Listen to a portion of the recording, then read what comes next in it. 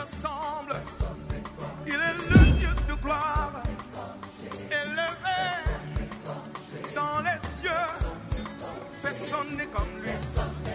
Personne n'est comme lui. Personne n'est comme lui.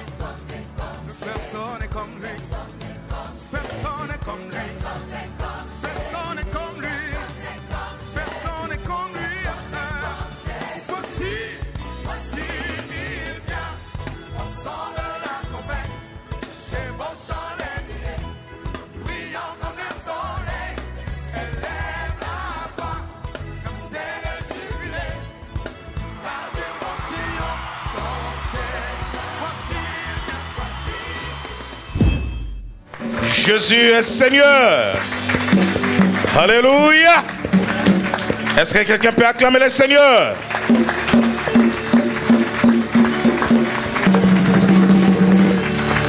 Je vais te dire que ce culte est merveilleux. Alléluia.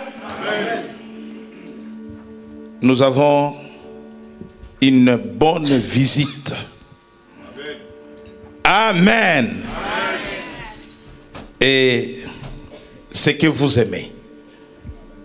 Et c'est lui que vous aimez. Je sais que vous l'aimez. Et je sais que vous aimez sa femme. Je sais que vous aimez ses enfants. Alléluia. Mais nous allons louer Dieu. Nous allons prendre place. Nous avons bien voulu que le révérend pasteur Philippe de l'église Amour et Vérité revienne. L'année dernière, il est passé. Souvenez-vous de son passage.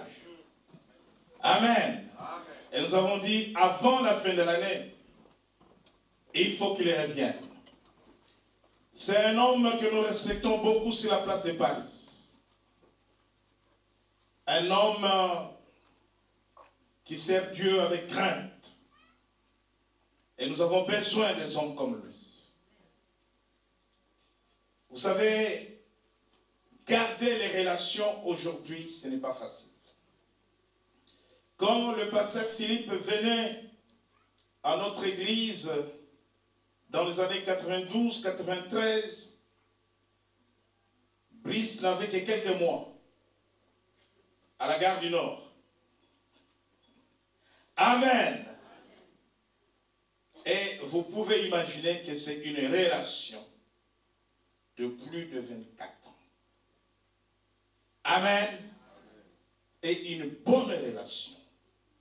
Une relation fraternelle, amicale. Et nous avons la joie, nous allons inviter l'homme de Dieu que vous connaissez bien, de prendre place librement dans la liberté. Amen. Et nous annoncer de la part du Seigneur, la parole que le Seigneur a mis ce jour dans sa bouche.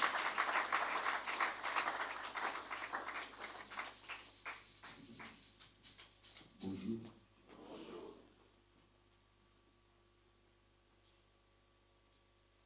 Je bénis le Seigneur pour la grâce qu'il m'accorde d'être au milieu de vous et de la confiance qu'on m'accorde d'être là. Je suis venu avec ma chère et tendre, celle qui m'enivre les écharpes.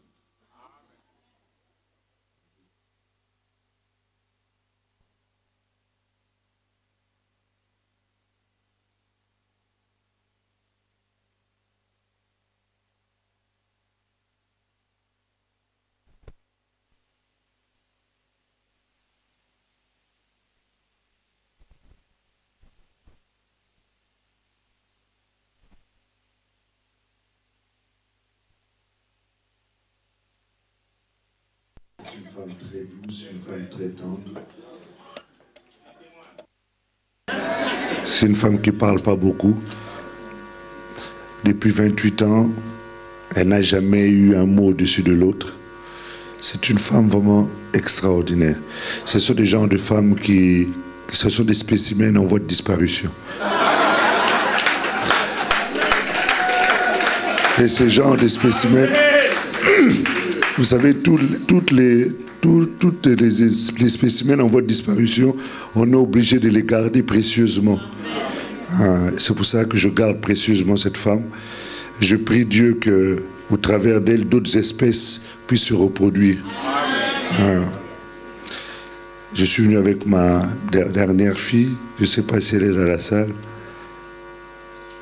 Elle s'appelle Julia. Je lui ai donné le nom de sa mère, en espérant qu'elle va prendre les qualités de sa mère pour l'homme que Dieu a réservé pour elle si Jésus ne revient pas. Chérie, tu peux te lever? Non, vous deux les chéris.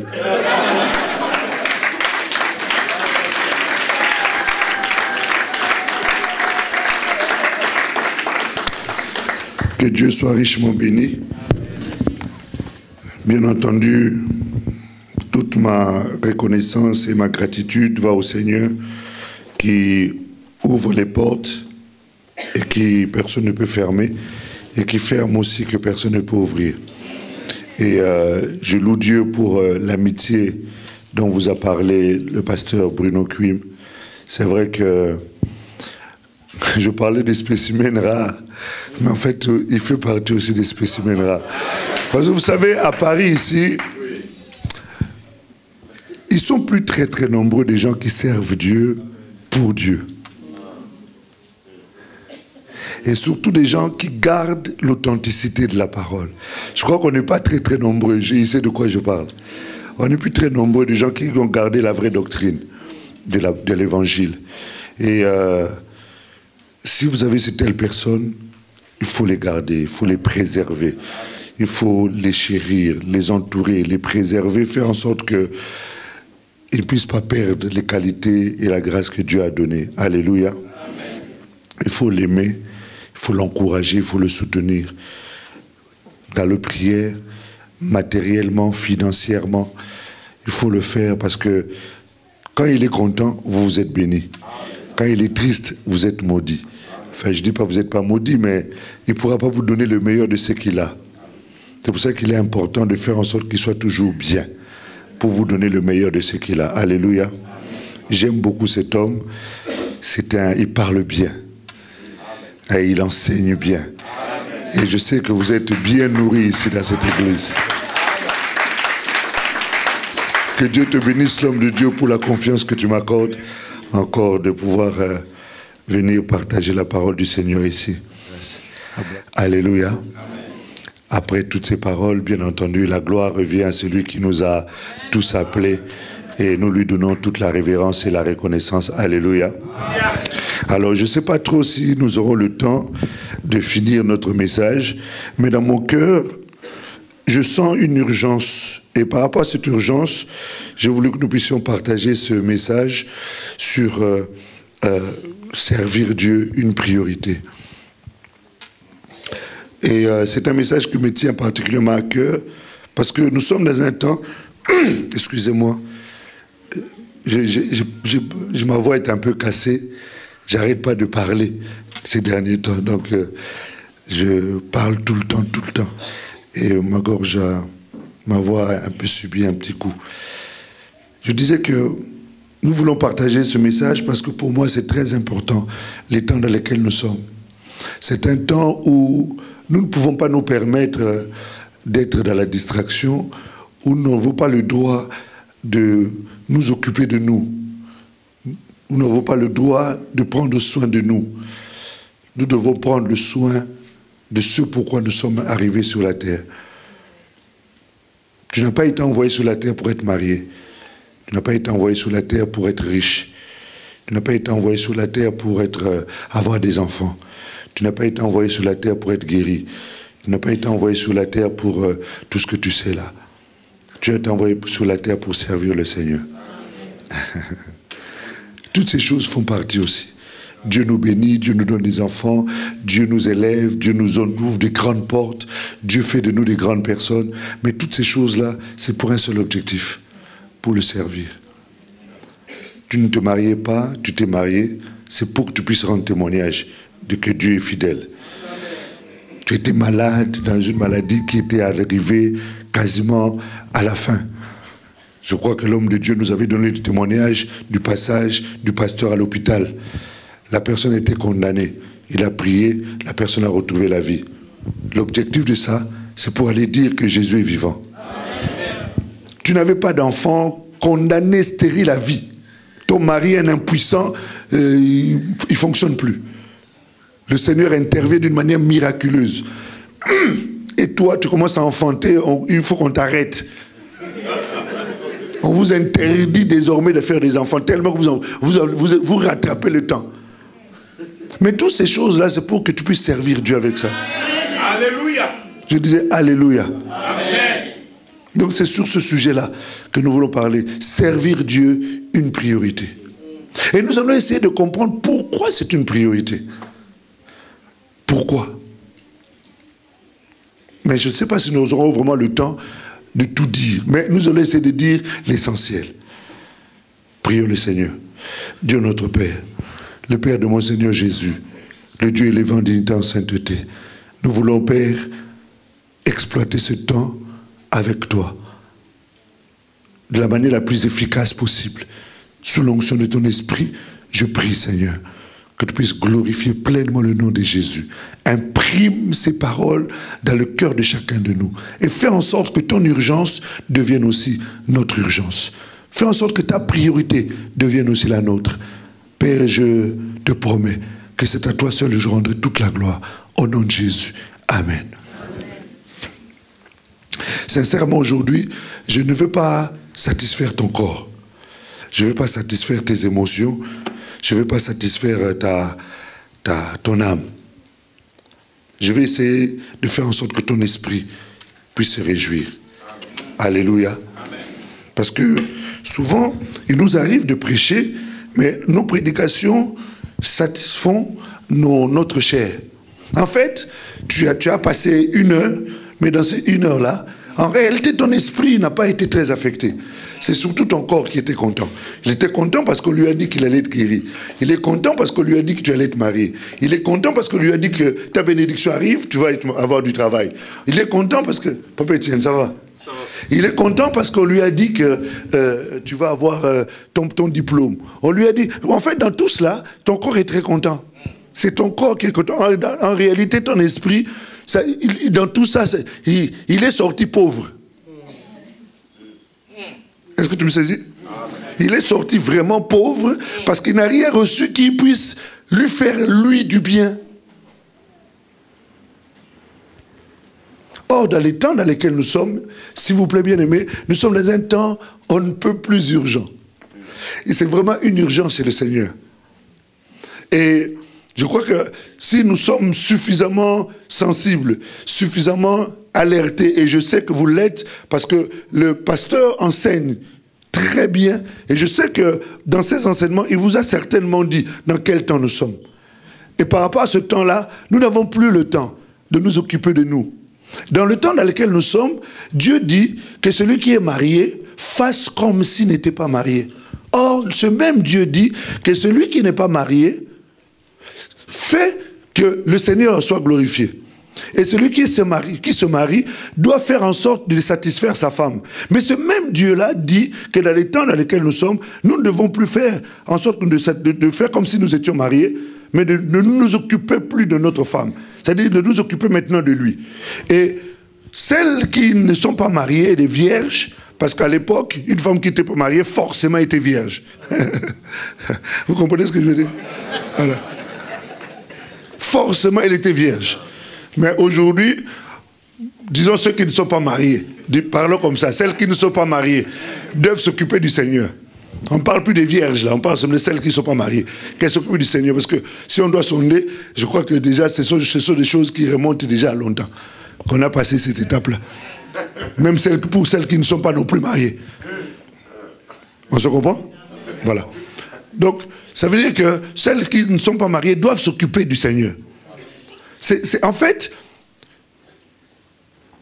dans tout ça, on est en train de nous montrer que nous devons absolument servir le Seigneur. Amen. Alléluia. Amen. Dans le livre de Deutéronome, au chapitre 10, versets 12 à 13, et nous commençons notre passage. Et Deutéronome, chapitre 10, versets 12 à 13. il est écrit ceci.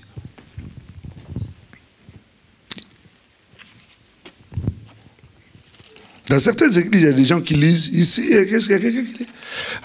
Maintenant, Israël, que demande de toi l'Éternel ton Dieu? Si ce n'est que tu crains l'Éternel ton Dieu, afin de marcher dans toutes ses voies, d'aimer et de servir l'Éternel ton Dieu de tout ton cœur et de toute ton âme. Verset 13. Si ce n'est que tu observes les commandements de l'Éternel et ses lois que je te prescris aujourd'hui, afin que tu sois heureux. Alléluia. En fait, le bonheur, vous allez vous rendre compte, n'est même pas lié au fait que tu sois marié. Le bonheur est lié au fait que tu obéisses à Dieu. Alléluia.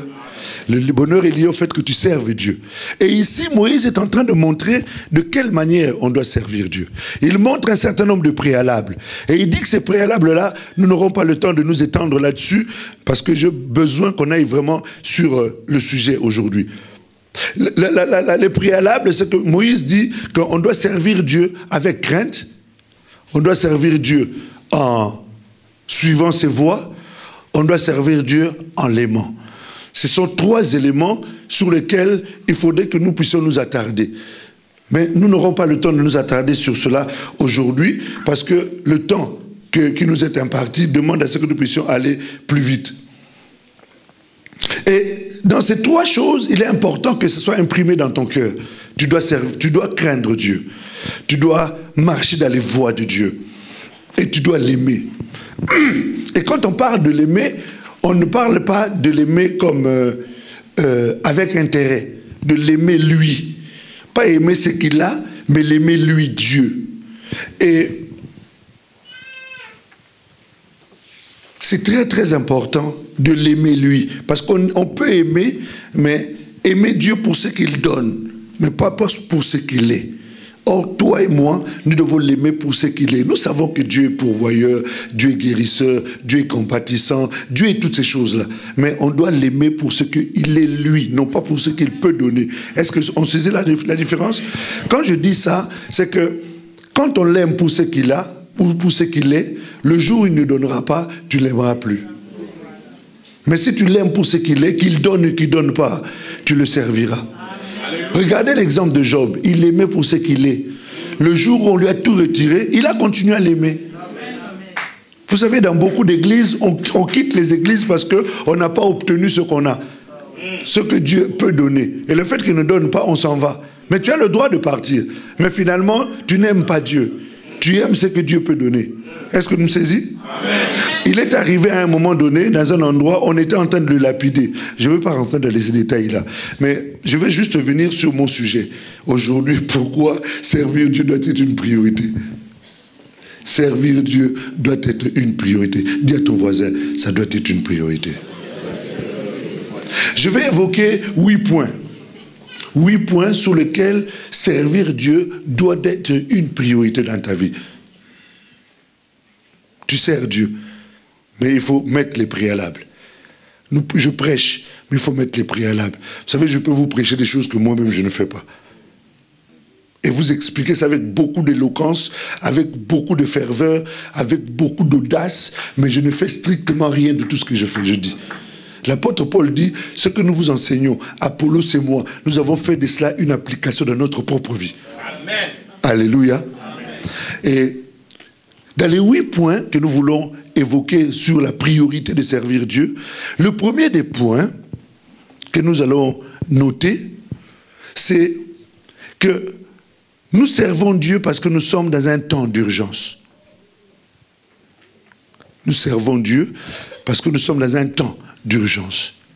Dans le livre d'Éphésiens, chapitre 5, verset 16, Éphésiens 5, 16.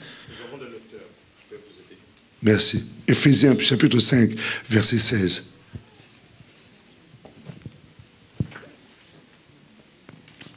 Éphésiens, chapitre 5, verset 16. Je lis la parole au nom de Jésus. Rachetez le temps, car les jours sont mauvais. Colossiens, chapitre 4, verset 5. Ça, c'est la première raison pour laquelle c'est une urgence. C'est-à-dire que le premier point, c'est qu'il y a l'urgence.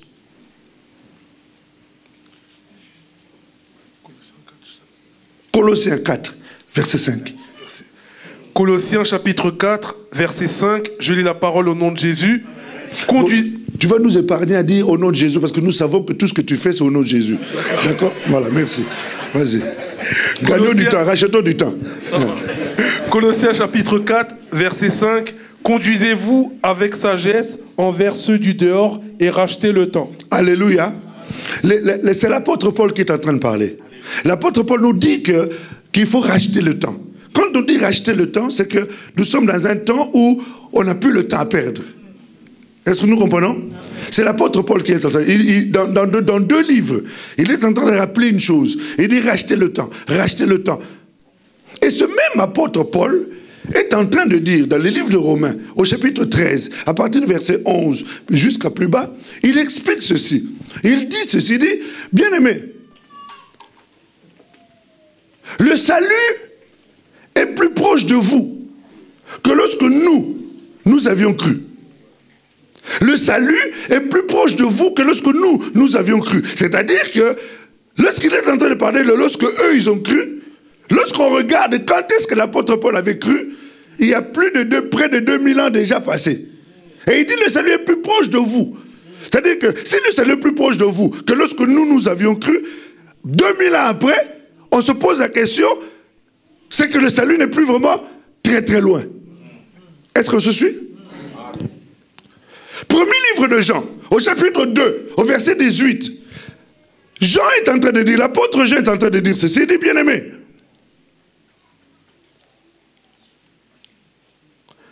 Nous sommes à la dernière heure.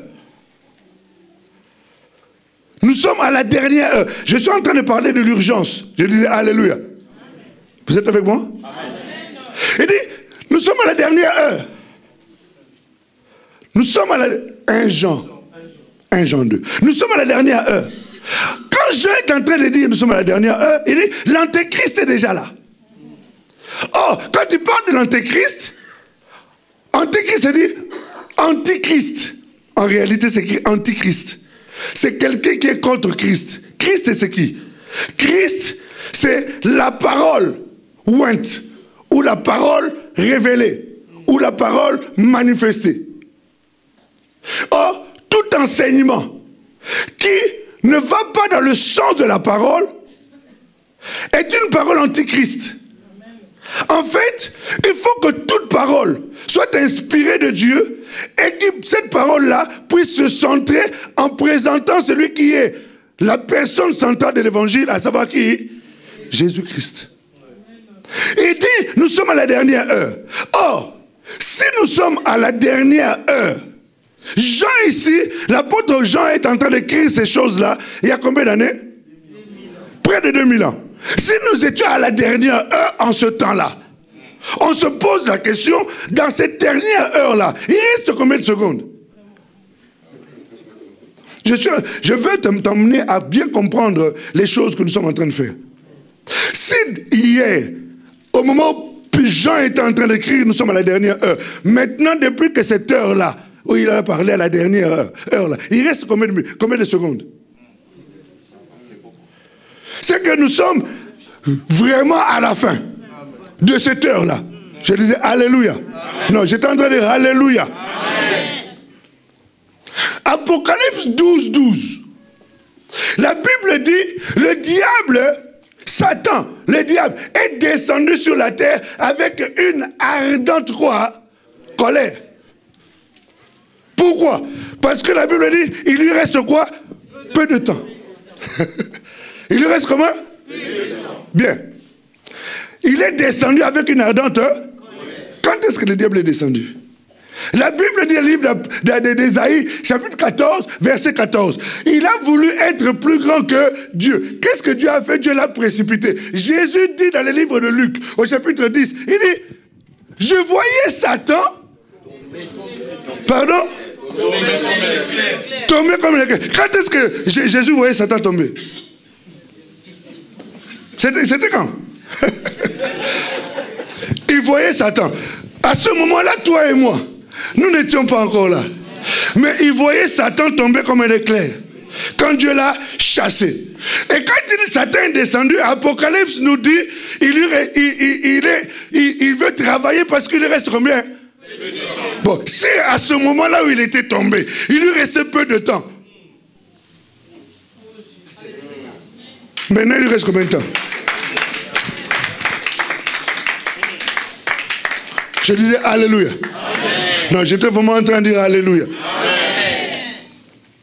Si en ce temps-là, il lui restait peu de temps, maintenant, il lui reste combien de temps? Mais lui, sachant qu'il lui restait déjà peu de temps, il est en train de travailler d'arrache-pied. Et avec colère, pourquoi? Parce pour lui, c'est un temps d'urgence. Alléluia. C'est un temps d'urgence. Donc, il accélère le temps. C'est pour cela que l'apôtre Paul est en train de nous dire: rachetez le temps, car les jours sont mauvais.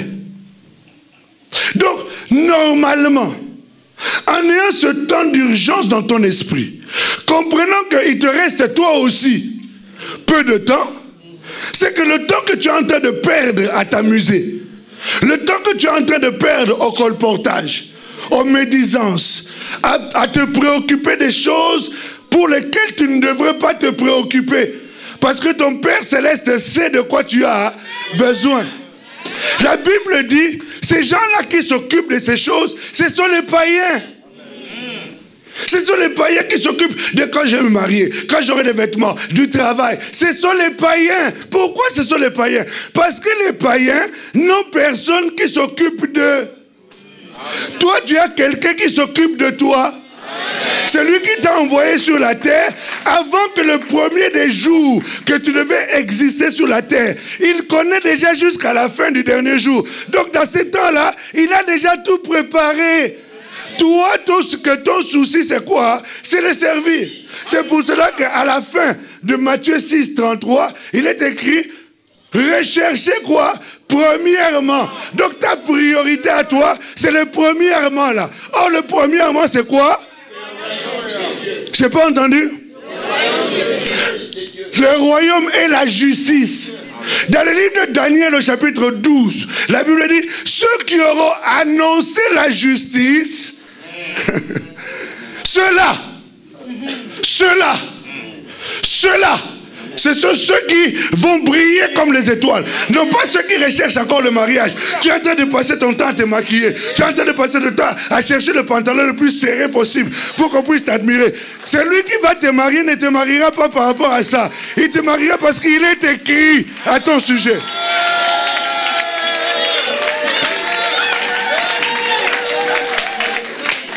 Gloire au Seigneur. Yes. Alléluia. Amen.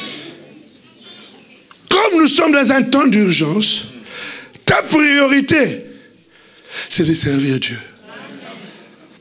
C'est-à-dire, l'urgence de Dieu doit devenir aussi ton urgence. Nous avons des priorités, c'est normal. Nous sommes les êtres humains. Dieu dit: si quelqu'un s'occupe de mes affaires, qu'est-ce qu'il fait lui? Pardon? Si tu t'occupes de lui, lui va s'occuper de toi.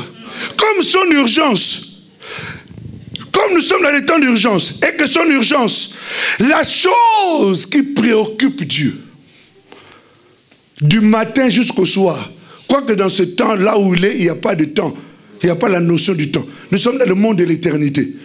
Néanmoins, pour la compréhension humaine, ce qui préoccupe Dieu du matin au soir, c'est son service. Amen. Je disais Alléluia. Amen. Je disais Alléluia. Amen. Donc, puisque c'est la priorité, puisque c'est ce qui occupe les pensées de Dieu, toi aussi, ça doit devenir aussi ta priorité. D'autant plus que nous n'avons plus le temps.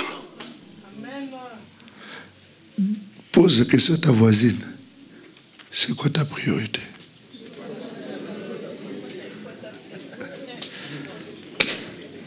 Si tu es sincère et que tu lui réponds, tu te rendras compte que ta priorité n'a rien à voir avec tout ce que nous disons là.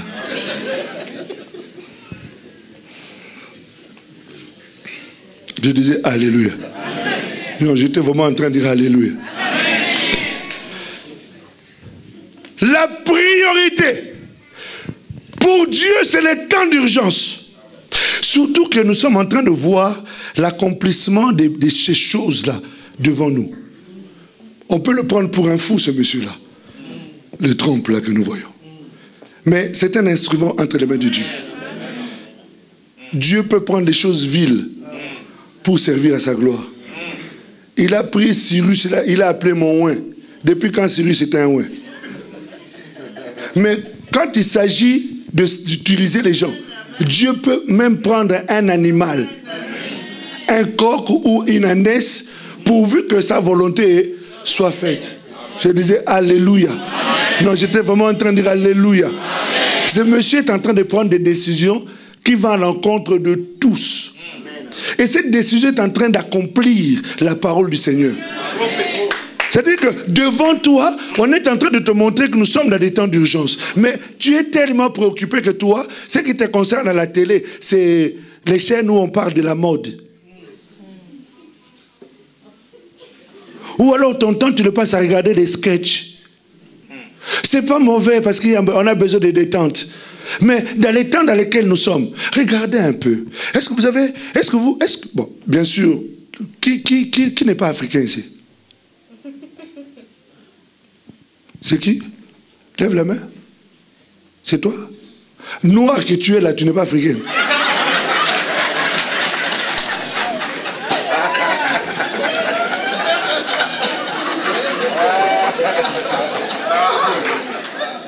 Parce que j'ai jamais vu un noir en Asie, hein. Je t'embête jamais. Je reviens.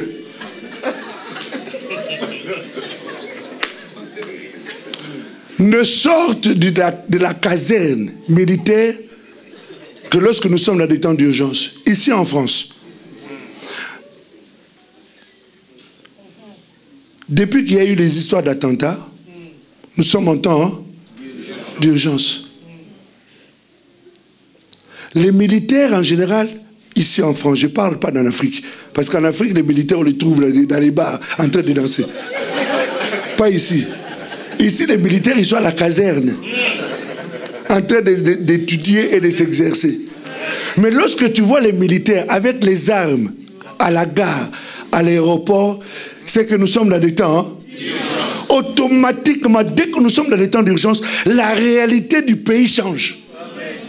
La réalité du fonctionnement même du pays change. Vous savez qu'au niveau du Parlement, de l'Assemblée, il y a certaines lois qui sont votées d'une manière unanime sans demander quel parti ou tel parti. Pourquoi? Parce que nous sommes dans des temps d'urgence. C'est-à-dire, même le fonctionnement politique change. Mais je ne comprends pas, nous, chrétiens, qui sommes dans les temps d'urgence, nous vivons comme si c'était normal.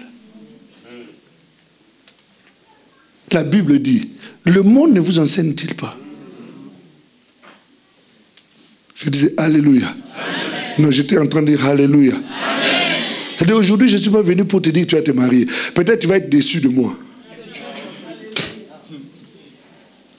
Mais en même temps, je suis en train de le dire sans que tu le comprennes. Amen. Parce que Dieu dit ceci. Exode chapitre 23. Vous me servirez. Vous me servirez. Vous savez ce que Dieu dit? Vous me servirez. Et moi, Dieu, qu'est-ce que je ferai? Je vous quoi?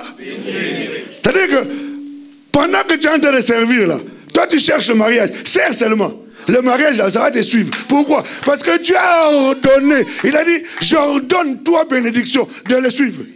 Alléluia. Or, quand Dieu donne, la Bible dit, psaume 33, ce que Dieu dit arrive. Ce qu'il ordonne s'exécute. Alléluia. Donc le fait de le servir, il a dit, si tu le sers, je te bénirai. Donc, automatiquement la bénédiction est dans l'obligation parce que Dieu a donné l'ordre de te suivre. Elle est dans l'obligation de te localiser, elle est dans l'obligation de te toucher, de t'impacter parce que tu es en train de faire la part qui t'a été demandée. Tout ouvrier mérite quoi? Le salaire là, ça ne sera pas de l'argent. Ça peut être des enfants, ça peut être la bonne santé. Vous savez pourquoi? Parce qu'il a dit vous me servirez. J'éloignerai quoi? Toi, tu cherches qu'on te guérisse. Sers Dieu. Alléluia. Aujourd'hui, on va te guérir. Pourquoi? Dis-moi un peu. On va te donner la bonne santé. Pourquoi? À quoi tu sers? À quoi tu sers dans l'urgence de Dieu pour qu'il te guérisse? On va te guérir pour faire quoi? Pour répartir dans le monde. Parce qu'il y a des choses que tu ne fais pas parce que tu es malade. Amen. Mais le jour où tu vas être guéri, tu seras comme les 9 lépreux. On va demander, mais où sont-ils?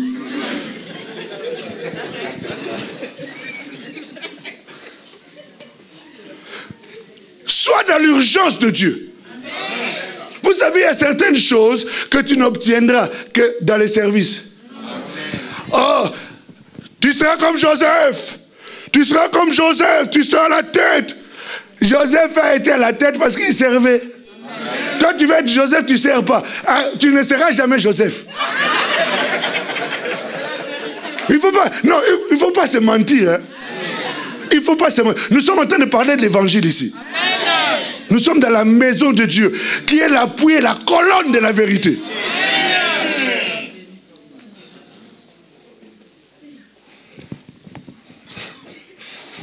Dieu va te lever comme Esther.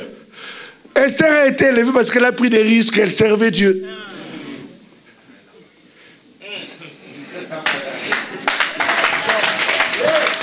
Il ne faut pas qu'on nous berce. Ça, on appelle ça les placebos.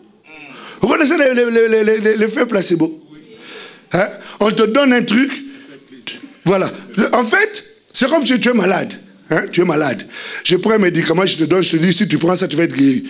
Toi aussi, tu prends, tu avales. Pour toi, le fait d'avaler ça, pour toi, tu sais que tu es en train de guérir. Mais en fait, je suis seulement en train psychologiquement d'entretenir quelque chose chez toi. Tu ne guéris pas. C'est juste un effet psychologique. Il y a beaucoup de messages qui sont des messages placebo. Je suis en train de voir la bénédiction. Tu ne vois rien du tout. Il n'y a pas de bénédiction parce que la bénédiction est liée à celui qui sert. Alléluia.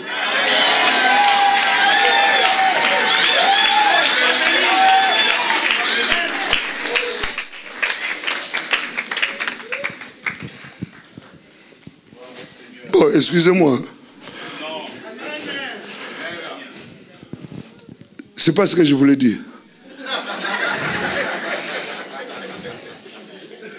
Nous sommes en train de dire que nous sommes dans un temps d'urgence. Et rien que ce sujet-là peut nous prendre encore du temps. Nous sommes dans un temps d'urgence. Donc, le fait que nous sommes dans un temps d'urgence, toi aussi, ta priorité doit changer. Entre dans les priorités de Dieu. Commence à considérer les priorités de Dieu comme étant les tiennes. Alors, servant Dieu, Dieu va aussi te servir. Honorant Dieu, Dieu aussi va t'honorer. Dieu dit, j'honore ceux qui m'honorent. Alléluia. Sers Dieu. Mais tu me diras, pasteur, comment le servir? Ça aussi, c'est un autre sujet. Mais nous sommes juste en train de voir d'abord les priorités. Pourquoi servir Dieu doit être une priorité? Deuxième point.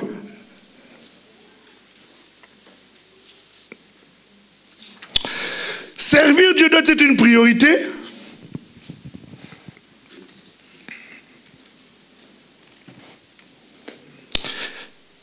Dans le livre d'Éphésiens, au chapitre 6, verset 20. Éphésiens 6, verset 20. Toi, tu dois avoir une super mémoire ou alors tu as un portable. Tu écris, hein? Non, non. Est-ce que tu écris les versets là?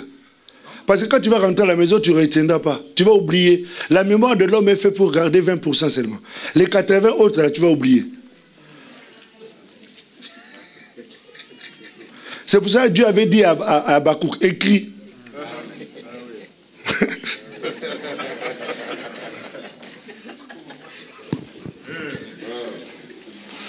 Éphésiens chapitre 6, verset 20. 2 Corinthiens 5, verset 20. Dans ces versets-là, on est en train de nous dire quelque chose d'important. Pour lequel je suis quoi? Dans les chaînes. Et que j'en parle avec assurance comme je dois en parler. 2 Corinthiens chapitre 5.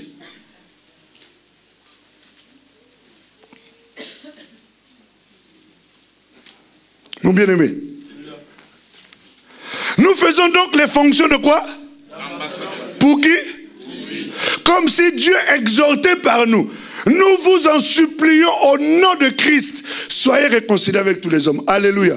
Deuxième raison pour laquelle ça doit être une priorité, parce que tu es un représentant.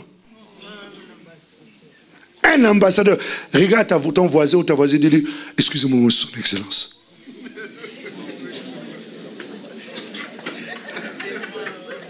J'ai un ami, tu connais Matouba.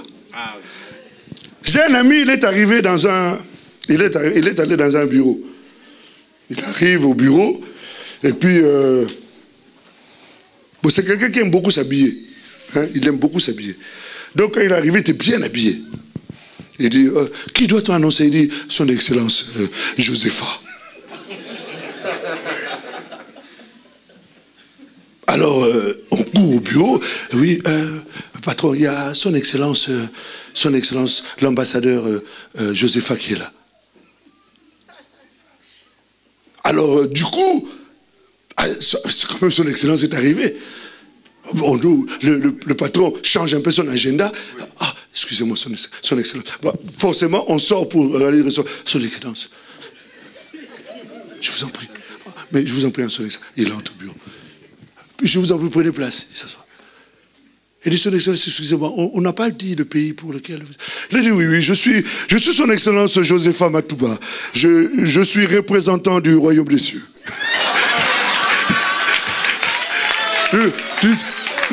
Tu sais que le patron a hésité entre lui dire, sors de mon bureau.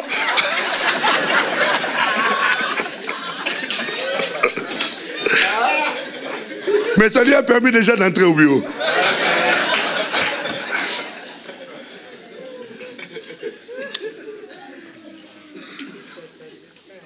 Non. Quand on envoie un ambassadeur, moi j'ai fait une école de la diplomatie. Normalement, à l'époque, nous on appelait ça les DESS. C'est l'équivalent, je crois, de Master 1 ou 2, je crois. 1. C'est ce que j'ai... À la Sorbonne, j'ai fait ça. Ouais. C'est ça mes études. Et après, j'ai fait une école internationale de diplomatie. Donc, l'objet, normalement, moi, je suis un ambassadeur, là, de formation.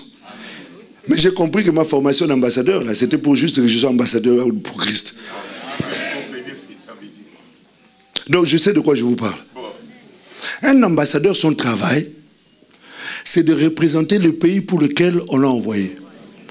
Il doit connaître la géographie, il doit connaître l'histoire, il doit connaître l'économie, il doit connaître le fonctionnement de son pays, il doit connaître tout ce qui concerne son pays.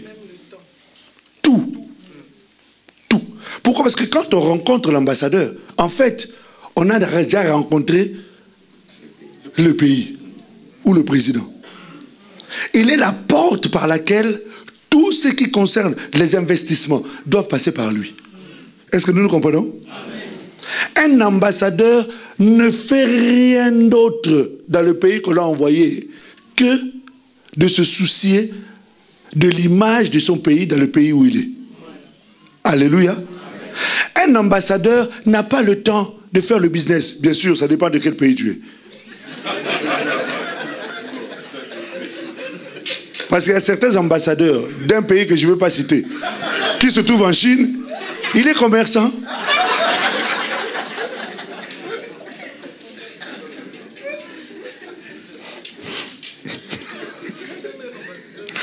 Est-ce que nous comprenons?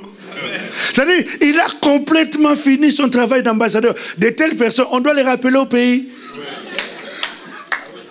Pendant que je suis en train de parler, mais en fait, je suis en train de parler de toi. Parce que, quel est ton travail? Tu es qui, toi? Ambassadeur ou ambassadrice? Maintenant, toi, tu es ambassadeur. Depuis que tu es arrivé ici, on t'a envoyé en mission. Si je me mets seulement à te poser des questions, de savoir quelle est la superficie de ton pays, quels sont les habitants de ton pays, quelle est la législation de ton pays, quelle est la constitution de ton pays, tu vas être infichu de me répondre. Mais en quoi tu es ambassadeur? celui qui rencontre l'ambassadeur a rencontré le président du pays. Pour aller dans le pays, tu vas avoir le visa où? À l'ambassade. Toi, depuis qu'on t'a envoyé ambassadeur ici, tu représentes qui? Tes propres intérêts ou les intérêts du pays? Qui t'a envoyé?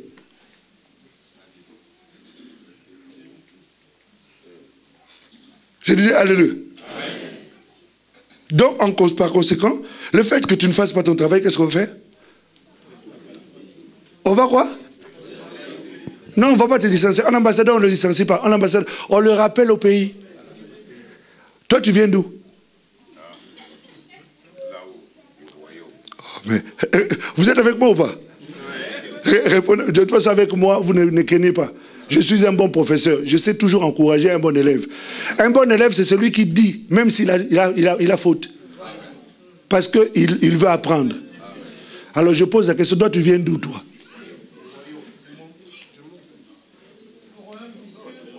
Qui t'a envoyé ici? Pardon, qui t'a envoyé? Vous êtes avec moi ou pas? Qui vous a envoyé ici sur la terre? Ok. Vous faites quoi pour être quoi? Bon, pose-toi la question, depuis qu'on t'a envoyé, qu'est-ce que tu as fait qui représente ton pays?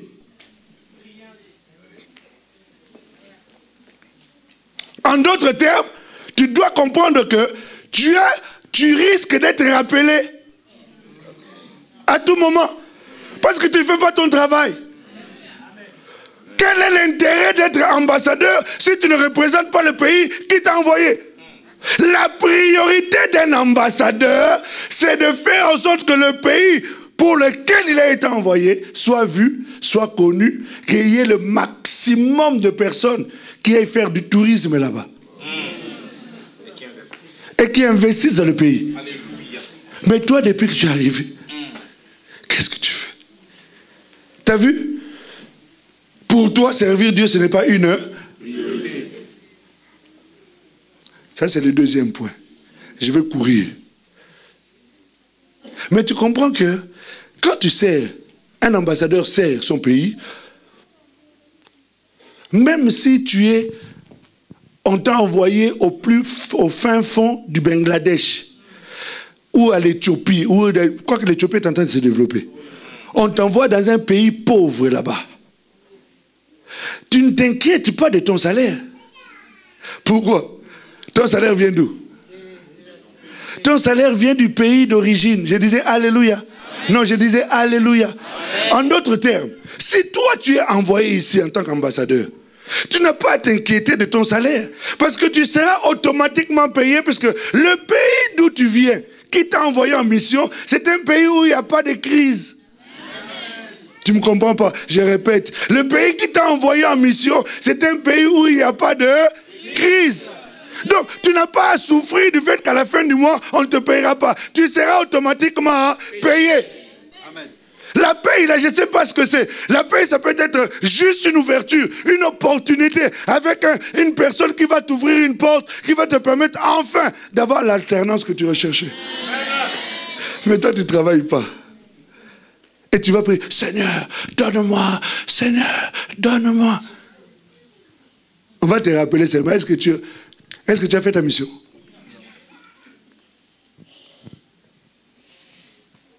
Je suis venu juste pour réveiller ton esprit. Parce que tu es en train de vivre comme si tout était normal. Nous ne sommes pas dans un temps normal. Ta priorité, c'est de servir Dieu. Alléluia. Amen. Non, je dis alléluia. Amen. Regarde. Son mari est mort. Elle avait peut-être 17 ans ou 18 ans. Je crois que c'est les Écritures. C'est à peu près ça. Elle a vécu jusqu'à 74 ans. 84. Elle est morte. La Bible dit, elle a vécu avec son mari jusqu'à cet âge-là, 17 ans, 18 ans, et le mari est mort. Elle ne s'est plus remariée. Mais elle avait encore l'âge. Parce qu'à l'époque, les femmes se mariaient à l'âge nubile. L'âge nubile, c'est l'âge où tu vois tes premières menstruations. Ça peut être 13 ans, ça peut être 12 ans pour les plus précoces, peut-être 11 ans. Et dès que tu vois tes menstruations, tu es en âge. Donc elle s'est mariée peut-être à l'âge de 13 ans. Son mari est mort 4 ans ou 5 ans après leur mariage. Mais cette femme-là, elle est restée dans le temple toute sa vie. Sa priorité, c'était seulement prier. Et la récompense, c'est que ce jour, elle a pu voir Christ. Amen.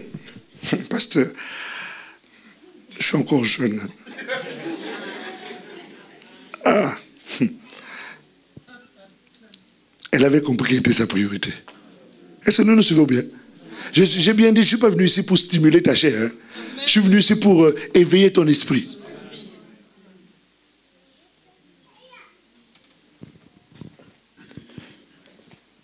Dis à ton voisin, fais ton boulot. Non, dis-lui vraiment, fais ton travail. Tu es un ambassadeur. Tu es un ambassadeur. Et en tant qu'ambassadeur, tu dois représenter ton pays. D'abord, fais en sorte de connaître ton pays.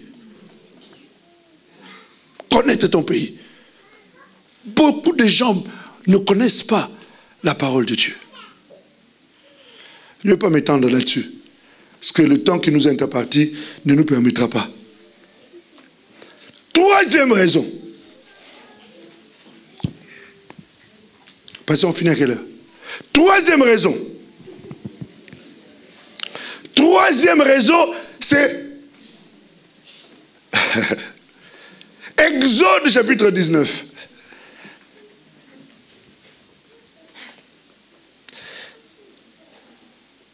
Tu vas écrire. Ésaïe chapitre 49. Ce sont tous les versets que nous lirons. Où tu dois noter. J'ai dit Ésaïe 49, versets 1 à 5.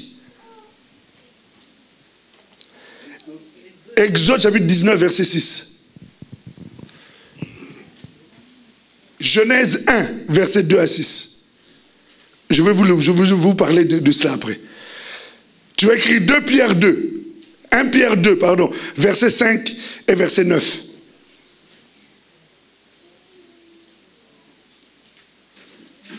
Je crois que ceux qui sont les lecteurs de la Bible doivent comprendre où je vais. Apocalypse chapitre 1. Verset 4 à 6. Et Apocalypse 5, verset 9 à 10.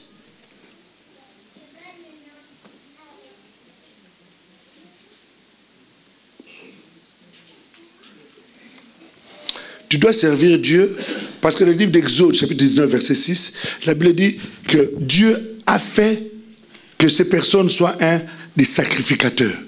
Ok? À l'époque des sacrificateurs, le rôle ou le travail d'un sacrificateur, il ne se souciait de rien d'autre que de servir Dieu en offrant quoi? Des sacrifices. Dès qu'il se lève le matin, sa première question, sa première préoccupation, qu'est-ce que je vais faire aujourd'hui pour le service?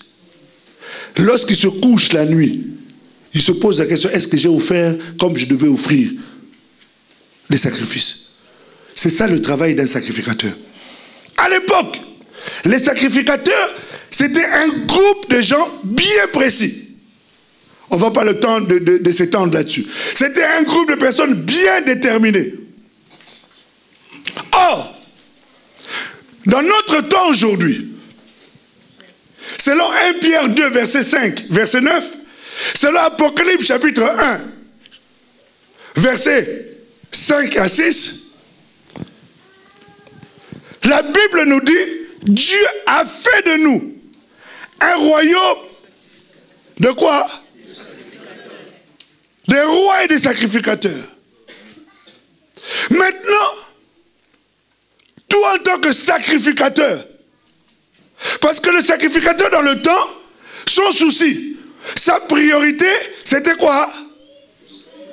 Vous êtes avec moi? Amen. C'était offrir des sacrifices. Mais toi aussi, on a fait de toi un sacrificateur. Donc, ton souci, ta préoccupation, c'est quoi? C'est d'offrir.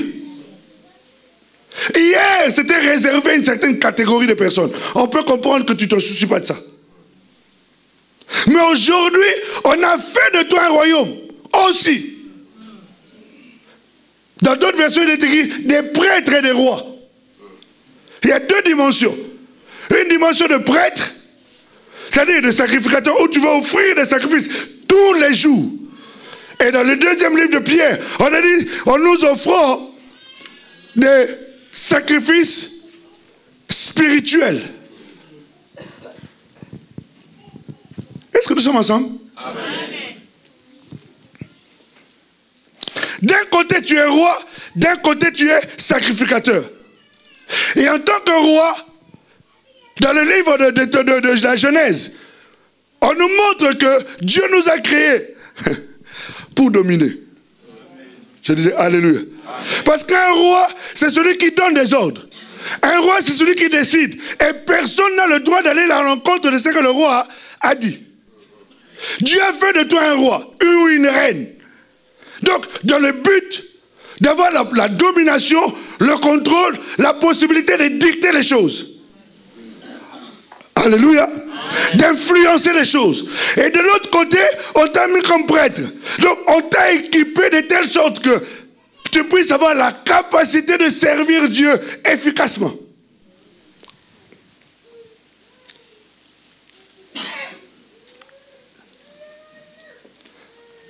Quand tu te couches la nuit, le matin, la nuit, tu te poses la question, est-ce que j'ai bien servi? Qui sont ceux, sincèrement, qui vont, avant de dormir, se posent la question, est-ce que j'ai vraiment fait l'œuvre du Seigneur aujourd'hui? Est-ce que je l'ai bien fait? Et puis le matin, quand tu te lèves, tu te préoccupes, à qui est-ce que je peux parler de Jésus aujourd'hui? Qu'est-ce que je peux faire pour que le nom du Seigneur soit glorifié aujourd'hui? Qui sont ceux qui se préoccupent de ces choses-là?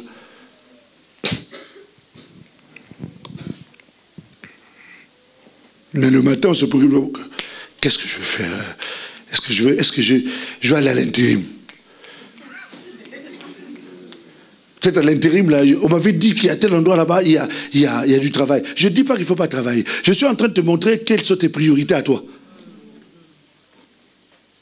Or, tes priorités, la Bible dit dans le livre d'Ésaïe, chapitre 55, à partir du verset 1 jusqu'au verset 8, la Bible dit que tes pensées ne sont pas les pensées de Dieu.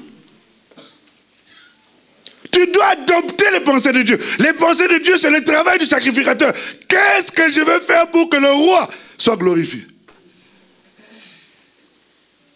Pour que le Seigneur soit élevé. Pour que, en tant que sacrificateur, je puisse offrir des sacrifices. Ils ne faisaient rien d'autre. C'était leur priorité. Est-ce la tienne?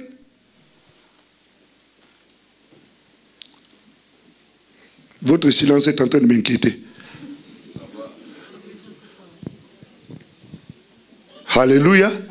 Je disais Alléluia. En tant que sacrificateur, ta priorité, c'est de servir le Seigneur. C'est de servir le Seigneur. Tu n'as pas d'autre priorité. Tu n'as pas d'autre souci que d'être un instrument entre les mains de Dieu. Un sacrificateur, c'est un intercesseur. Parce qu'en fait, il faisait l'intercession entre l'homme et Dieu. Vous savez, il y a des gens qui ont des prières très pauvres. Des prières de 10 minutes. Vous connaissez les prières de 10 minutes? C'est le genre de prière où, Seigneur, merci. Merci pour la journée. Merci pour le travail. Merci pour ma femme. Merci pour mes enfants. Merci pour ma famille. Au nom de Jésus. Amen. Et puis la personne dort. Mais un sacrificateur n'a pas de prière de 10 minutes. Et encore là, j'ai dit 10 minutes parce que j'ai exagéré. Mais un vrai sacrificateur, il a un temps de minimum, au moins 30 minutes. Vous savez pourquoi? Un sacrificateur n'offre pas des sacrifices pour lui d'abord. Il offre d'abord des sacrifices pour le peuple. Je disais Alléluia. Amen. Non, je disais Alléluia. Amen. Un vrai sacrificateur, lorsqu'il se met à genoux, d'ailleurs, déjà il connaît quasiment le nom de tout le monde. S'il ne connaît pas le nom, Seigneur, aujourd'hui j'avais vu un frère qui était habillé en costume bleu, avec une chemise noire, avec une cravate qui était assortie entre sa veste et ses chaussures. Seigneur, je prie pour lui aujourd'hui. Sa femme avait un manteau, un boubou orange. Seigneur, je prie pour eux. Je ne connais pas leur nom encore, Seigneur, mais souviens-toi d'eux. Étends ta main de grâce sur eux. Seigneur, ils semblaient sourire, mais ils avaient un problème. Seigneur, je veux que ta main de force s'étende, que tu le signales par des merveilleux exploits. Seigneur, visite-les. Seigneur, touche-les. Seigneur, ouvre les portes pour eux. Seigneur, intervient pour eux, combat pour eux. Parce qu'à la croix de Golgotha, tu avais fait ceci. Alléluia. C'est ça la vie d'un intercesseur. Si je commence à prier pour ce couple-là, ça me prend déjà, vous, il faut au moins 10 minutes. J'ai fini. Je commence maintenant à penser à l'homme de Dieu. Seigneur, en ce moment, j'ai besoin d'une dimension encore supérieure dans la grâce que tu as donnée à ton serviteur. Seigneur, je veux que tu l'augmentes. Seigneur, je veux une onction fraîche. Seigneur, je veux que tu le soutiennes. Seigneur, que tous les combats qui s'élèvent de jour et de nuit, que tu te lèves, tu combats pour... Rien qu'avec pour lui, j'ai au moins 25 minutes. Bon, imagine-toi, j'ai prié seulement pour 2 personnes. J'ai déjà combien de minutes? 35. Combien? 35. Bon, maintenant quand j'ai pensé aux autres, aux chantres, j'ai pensé aux autres pasteurs, j'ai pensé aux anciens, j'ai pensé aux diacres, j'ai pensé aux... J'ai combien de minutes de prière déjà? J'ai dit combien? Non, j'ai pas dit, j'ai pas entendu. Pasteur, moi je comprends pas, j'arrive pas à prier longtemps, c'est normal. Tu pries que pour toi et tes enfants et ta femme. C'est normal que tu pries pas longtemps. Un vrai intercesseur a au moins combien de minutes de prière? Voilà. Mais avec ça, ta vie de prière est déjà enrichie. Je disais Alléluia. Amen. Non, je disais Alléluia. Amen. Tu vois, tu ne fais pas ton travail. Toi, quand tu jeûnes seulement pour toi. Qui sont ceux qui, depuis le 1er janvier jusqu'à maintenant, ont pris au moins un jour de jeûne pour quelqu'un d'autre? Sois sincère. Hein? Si tu mens ici, tu tombes comme Ananas et Saphira. Tu vas voir.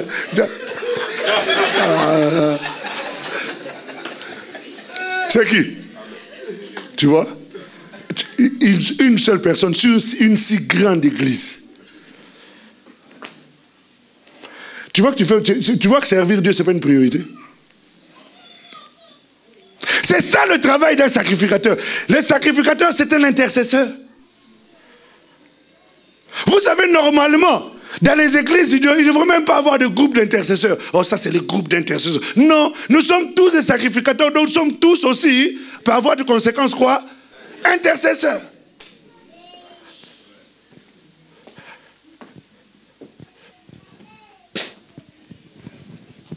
Pasteur, que le pasteur Philippe ne revienne plus ici.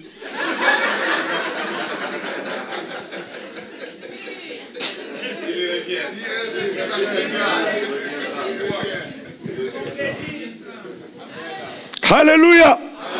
Ça, c'était le quantième point? Troisième.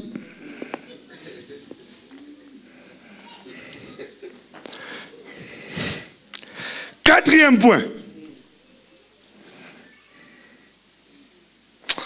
Ah, Jésus.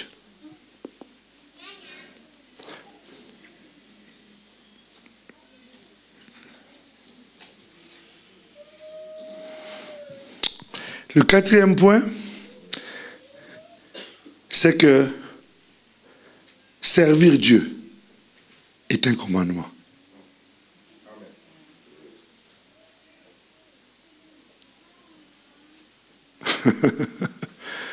Servir Dieu est quoi? Un commandement.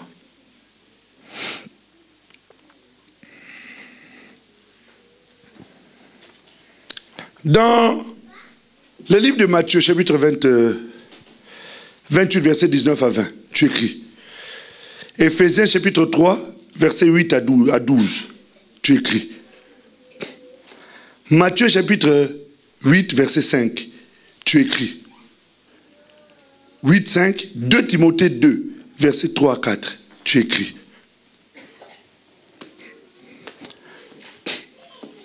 C'est un commandement. Et ce commandement vient du grand général. Dans le livre de Matthieu, chapitre 8,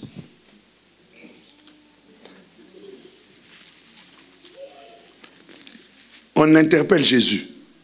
Maître, il y a quelqu'un qui a ce centenier romain, mérite une récompense de ta part parce qu'il a construit pour nous et il a son serviteur qui est malade. Jésus était touché de voir qu'un païen a dépensé son argent pour la synagogue. Il était touché pour ça. Vous savez, il y a des choses qui touchent Dieu. Donner, par exemple, ça touche Dieu. Alléluia. Tu veux toucher Dieu, donne seulement. Bon, bref. Ça risque de me sortir de mon message. Jésus a dit, je vais venir chez toi. Il a dit, Seigneur, non. Il ne faut même pas venir. Parce que là où je suis, là, moi, toi, tu ne peux pas venir chez moi. Parce que moi, je suis un soldat. Je suis un militaire. Quand on me dit, va, je vais. Quand moi je dis, fais, on fait. La Bible dit, Jésus fut ému de compassion. Jésus a aimé ce monsieur. Il a aimé. Et il est même allé jusqu'à dire, je n'ai pas vu en Israël quelqu'un qui a eu une aussi grande foi. Il a dit, Seigneur, dis seulement un seul mot. Mon serviteur sera guéri. Ça suffit. Il a reconnu que Jésus était le chef des chefs. C'est-à-dire une seule parole du chef suffit pour influencer et le monde physique et le monde spirituel. Amen. Je disais Alléluia. Amen. Parce que ce que Jésus dit, le physique est touché, le spirituel aussi est impacté. Amen. Il a dit, dis seulement. Jésus était touché parce que cet homme avait compris un principe important, celui de la soumission. Amen. Bien. L'homme de Dieu se lève. Aujourd'hui, à partir de la semaine prochaine, nous serons tous en jeûne. Jeûne à sec, 3 jours. On ne boira que de l'eau. Pendant qu'il est en train de parler, toi tu es à côté. Est-ce que c'est de Dieu qui lui a dit? Oui, mais enfin, lui aussi, il ne va pas qu'on est en hiver, il fait froid. C'est pas comme ça un militaire. Un militaire, quand on lui dit, va, couche-toi. C'est-à-dire, même s'il y a des excréments ici, là, hein, du caca, en termes plus courants, plus trivial, il va se coucher dessus. Il ne va pas poser la question, mais chef, tu n'as pas vu que là où tu me demandes de... Non, non, non, il n'a pas le temps. Il se couche d'abord, et après, quand il dit, debout, repos, après il pose la question, oh, chef, tu m'avais dit de me coucher, tu avais vu ou pas? Est-ce que vous comprenez?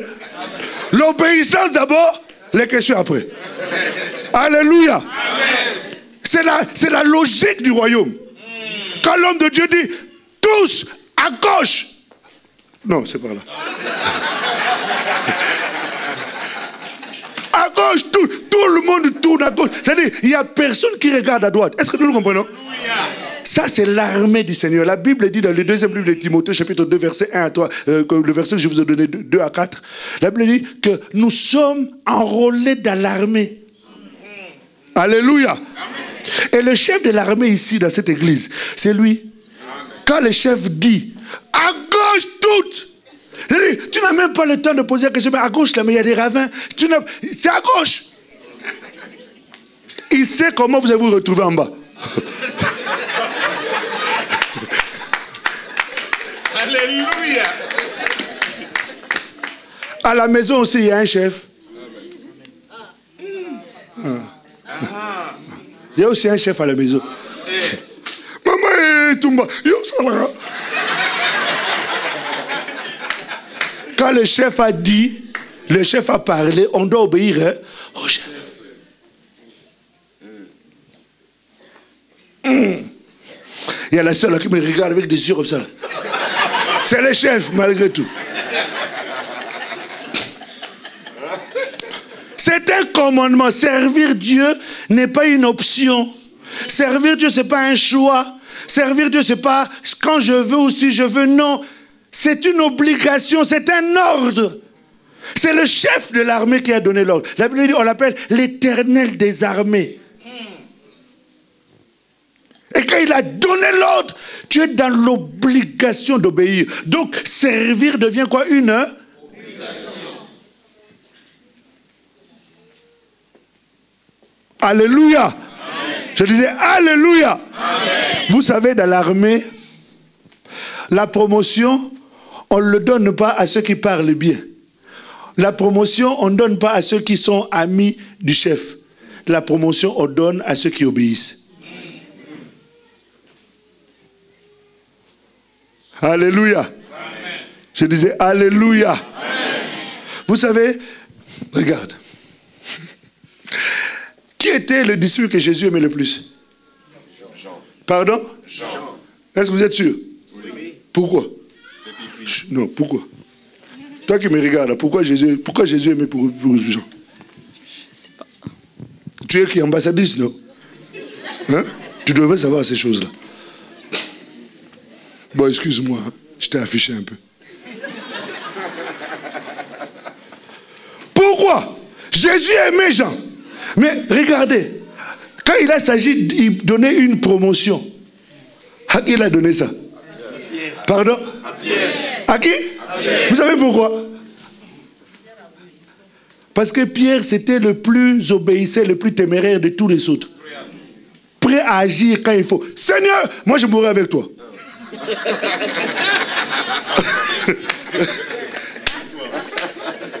Il veut l'attaquer, Jésus, il a déjà sorti le couteau. Il a coupé l'oreille. Jésus a ramassé l'oreille, il l'a remis. Pierre aussi a remis le couteau. Eh oui, parce que Jésus ne lui a pas dit jette le couteau, hein. Il a remis le couteau. On ne sait jamais.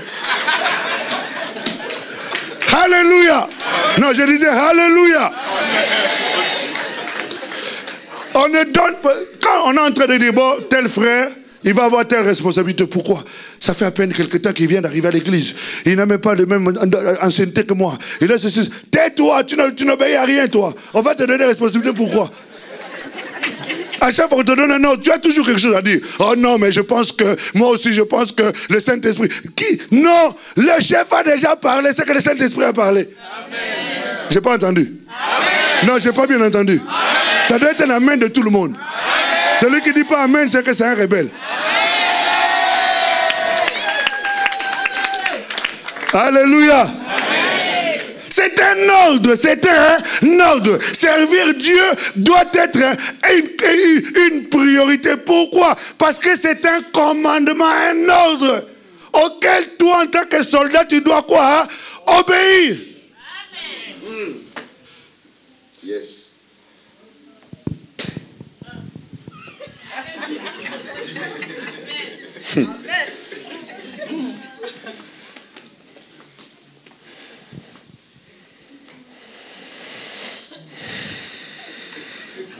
J'attends quelqu'un qui va riposter ici.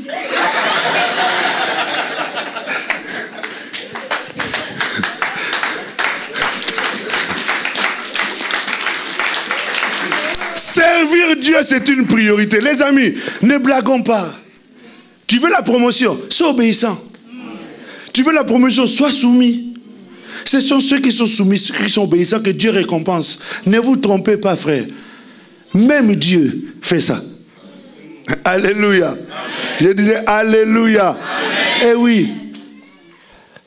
Les hommes aussi fonctionnent aussi de la même manière. On ne donne pas parce que toi tu es tout le temps à côté du pasteur. Non. Tu peux être à côté de moi. Mais juste pas. Allez, voilà, arrête. Gloire à Dieu. Amen.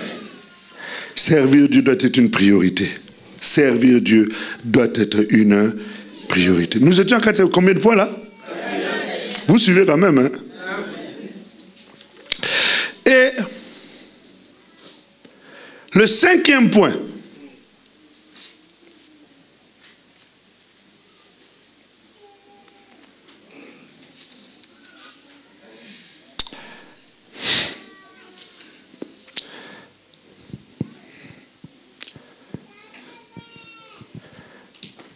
Le 5e point,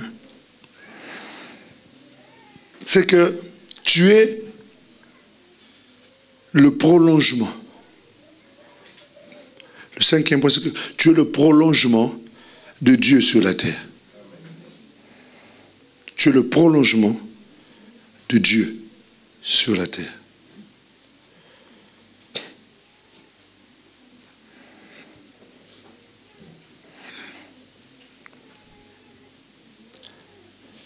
Ou en d'autres termes, tu es Dieu sur la terre. Vous savez, Dieu ne peut plus rien aujourd'hui, ici sur la terre, sans toi. Dieu ne peut pas rien faire sans toi. Dieu a créé la terre et il a donné à l'homme la juridiction de la terre. Vous savez, pour que Dieu intervienne sur la terre, il a besoin de passer par toi. Parce qu'il a donné à l'homme la domination sur la terre. Et par rapport à ça, il a fait de toi comme lui. La Bible dit, nous avons été créés à l'image et à la ressemblance de Dieu. Le mot ressemblance, c'est image là, ça veut dire tselem. Tselem veut dire icône. Icône veut dire quand quelqu'un, qui fait de l'informatique ici, tout le monde normalement, qui n'a jamais touché un ordinateur, qu'on le renvoie en Afrique.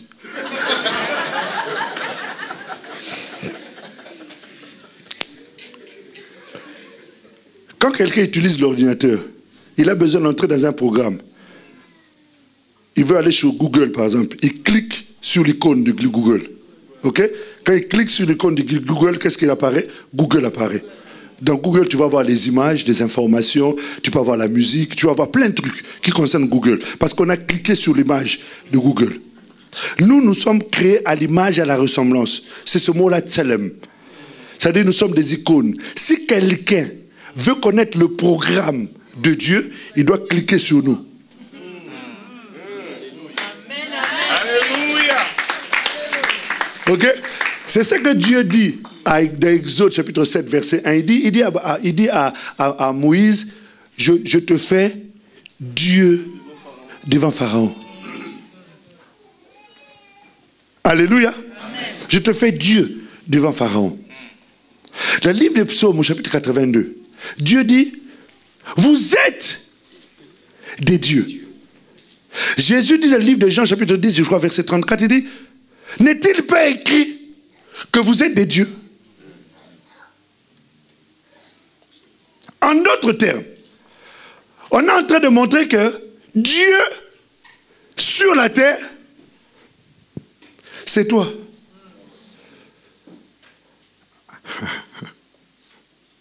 Et que rien ne peut se faire si toi tu ne le fais pas. La Bible dit, comment croiront-ils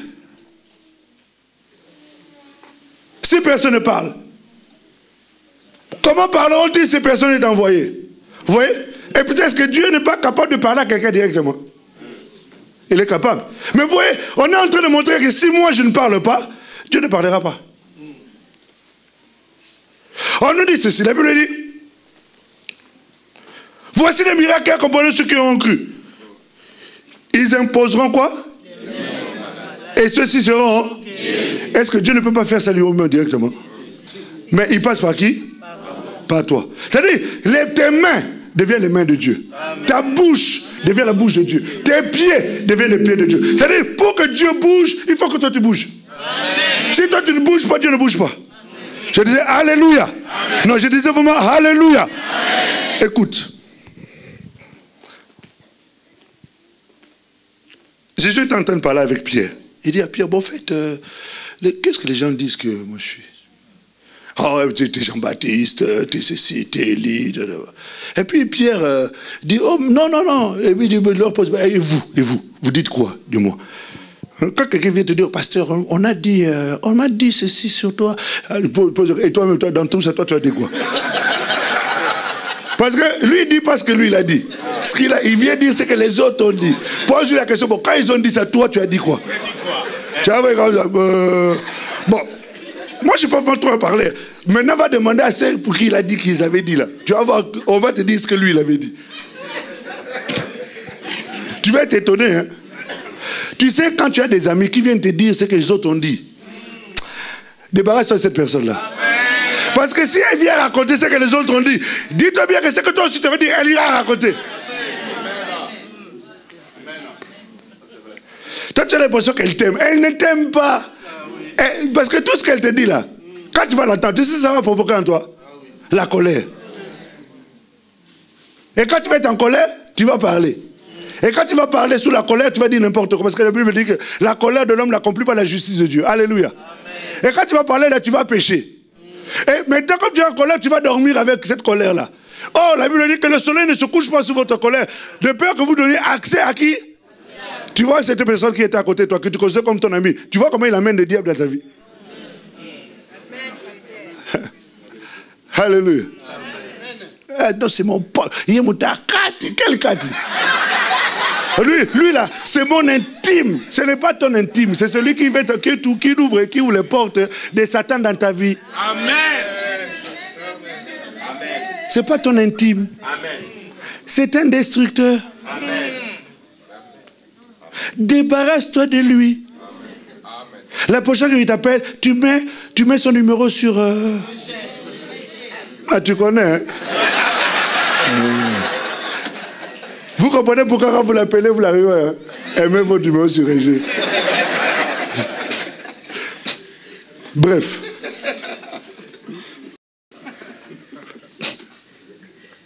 Qu'est-ce qu'ils disent de moi? Toi, Pierre dit, Seigneur, tu es le Fils du Dieu vivant, tu es le Christ, le Fils de Dieu. La Bible dit, Jésus s'est réjoui, il a dit, Pierre, ce n'est pas la chair et le sang qui t'ont révélé, c'est mon Père qui est dans les cieux. Vous savez, les choses de Dieu, c'est la révélation.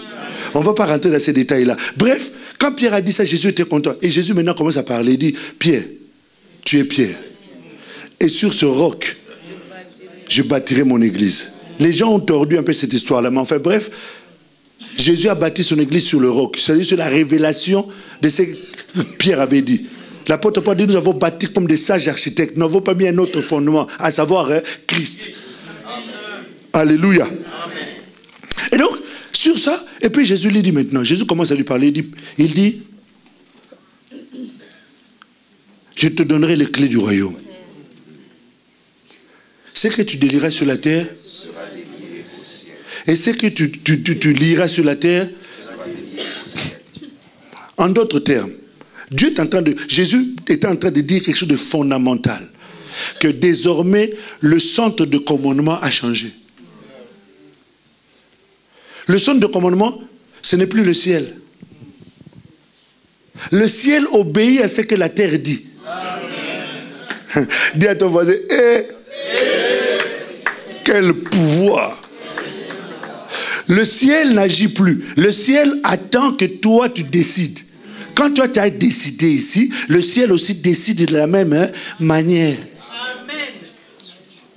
Je disais Alléluia. Amen. Non, je disais Alléluia. Amen. Et dans le livre de Romains, chapitre 8, verset 17, puisque je vais te compléter, la Bible dit, le monde entier attend avec un ardent désir la manifestation des fils de Dieu. Attendez. La manifestation de quoi? Des fils de Dieu. Nous n'avons connu qu'un seul fils de Dieu. C'était qui? Jésus-Christ. La Bible dit qu'au commencement était la parole était avec Dieu, la parole était Dieu, et cette parole s'est faite chair. Nous l'avons contemplée comme enfin, bref. Donc, il n'y avait qu'un seul fils. Ce fils est mort, il est ressuscité, il est redescendu. Maintenant, on n'attend plus la manifestation du Fils, mais on attend la manifestation de quoi? Des fils. En d'autres termes, Jésus est en train de dire ceci. Il a dit, ce que moi je fais, vous aussi vous êtes capable de le faire. Je m'en vais au Père, de telle sorte que vous puissiez faire les mêmes choses que moi et même voir des plus grandes choses. Je disais Alléluia. Amen. Non, je disais Alléluia. Amen. Jésus était sur la terre comme étant le Fils de Dieu. Il a manifesté Dieu. Donc pour que Dieu soit vu, il faut que toi, tu le manifestes. Et Dieu t'a équipé. Dieu t'a donné les capacités pour que tu puisses le manifester. Et Dieu n'a plus qu'un fils, mais il a des fils et des filles de Dieu. Amen. Alléluia. Amen. Et il t'a donné maintenant le pouvoir de décider les choses. Et de faire ce que tu es en train de décider là. Dans le ciel, c'est exactement la même chose qui est décidée.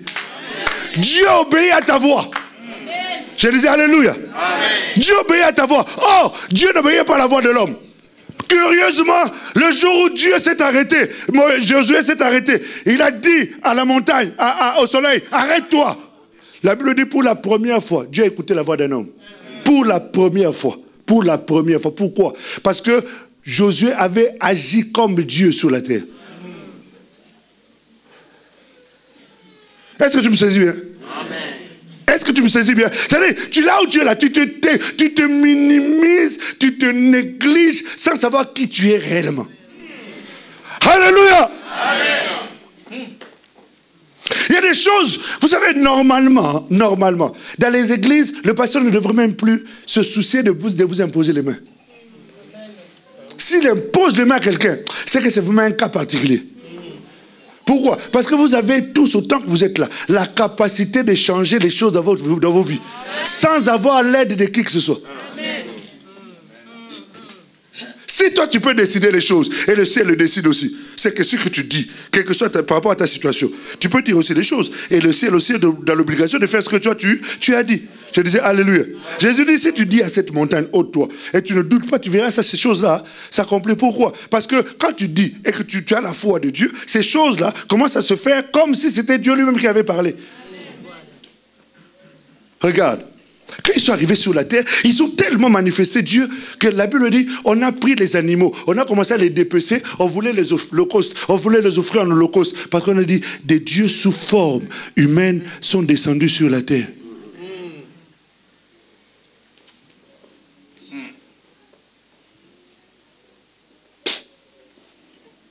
En d'autres termes, servir Dieu doit être quoi? Parce que Dieu ne viendra plus faire ces choses-là sur la terre. Jésus est déjà venu, il est déjà mort, il est ressuscité, il est parti. Et il t'a envoyé le Saint-Esprit pour que toi, tu puisses être un fils et une fille de Dieu sur la terre. Alléluia. Amen. Non, je disais Alléluia. Amen. Vous savez les choses que je suis en train de vous dire. Si vous les appliquez, vous vous rendrez compte que ça marche. Hein? Je vous dis, ça marche. Amen. Oh seulement. Les gens vont penser que toi, tu as touché un peu de fétiche. Non, tu as tout simplement compris qui tu es. C'est-à-dire, tu sais, la plupart des jeunes filles qui se donnent aux garçons, n'importe comment, et qui couchent avec tous les garçons, n'importe. Vous savez, c'est souvent des filles qui ont un problème d'image d'elles-mêmes. L'estime de soi. Alléluia. Comme elles ne sentent qu'elles n'ont pas aucune valeur, leur valeur est jugée en fonction du nombre d'hommes qu'elle a.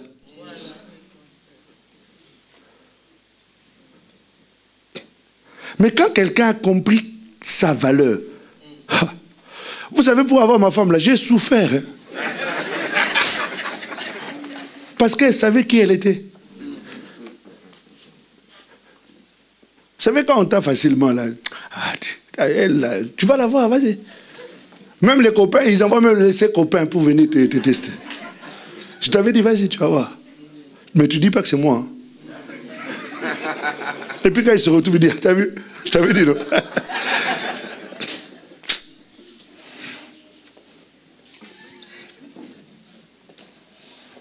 Quand quelqu'un connaît sa valeur, c'est quelqu'un avec qui on ne blague pas. Hein? On ne blague pas avec parce qu'il sait qui il est. Beaucoup de gens ne se connaissent pas. Ils ont une piètre image d'eux-mêmes. Ils ne croient pas en eux. Voilà. Il y a beaucoup de gens qui ne croient pas en eux. Ils peuvent croire. Tu marches dans la rue et puis un garçon fait... Tu ne te retournes pas parce que tu sais que tu ne peux pas faire répondre à ce genre de choses. Mais au fond, tu sais que ce n'est pas pour toi. Pour toi, tu sais que c'est pour quelqu'un d'autre. Parce que de la manière dont toi-même tu te conseilles, tu ne peux pas croire qu'un garçon puisse s'occuper de toi dans la rue. Est-ce que tu as compris? Quand on dit... mademoiselle, tu regardes, tu vois qu'il n'y a personne. Mais tu regardes le gars, tu dis, mais il est beau lui. Et tu te dis, un beau gars comme ça là, ne peut pas s'intéresser à quelqu'un comme moi. Est-ce que tu comprends? Pourquoi? Parce que tu as une petite image de toi. Tu n'as pas confiance en toi. Et ce manque de confiance se traduit aussi dans la manifestation de la divinité au travers de toi. Amen. Alléluia. Amen. Non, je dis Alléluia. Amen. Il a fallu que Dieu travaille le problème que Gédéon avait. Il avait un problème d'estime de soi.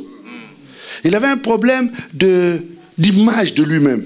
Tu vois, quand il parle de lui comme quelqu'un qui est le moindre des moindres dans les moindres. Alléluia.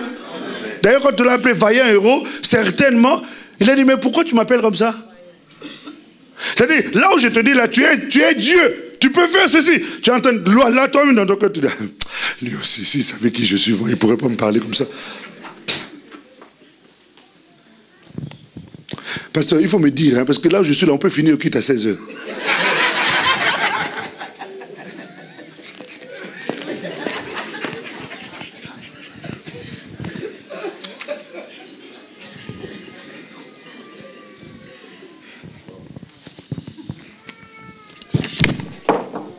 De toute façon, c'est cassé ici. J'ai cherché justement l'iPhone X.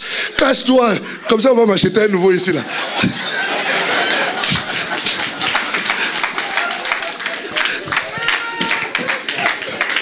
Je disais Alléluia. Non, je disais Alléluia. Vous savez, j'ai toujours dit, le rire est une thérapie. Tu cherches la guérison, le fait de rigoler, là, tu es déjà en train d'être guéri. Tu as des angoisses, le fait de rigoler, là, ça te déstresse et les angoisses s'en vont. La Bible dit, un cœur joyeux est un bon remède. Pourquoi? Pour le corps. Alléluia. Mais pas la joie de l'alcool ou la joie du... On est passé par là aussi, on connaît la joie là. Mais la joie de l'esprit, la Bible dit, le royaume de Dieu ne consiste pas dans le manger, dans le boire, mais dans la paix, mais dans la joie, mais dans la justice répandue par qui? Le Saint-Esprit. La joie là, c'est la joie du Saint-Esprit qui est là. Amen. Alléluia. Amen.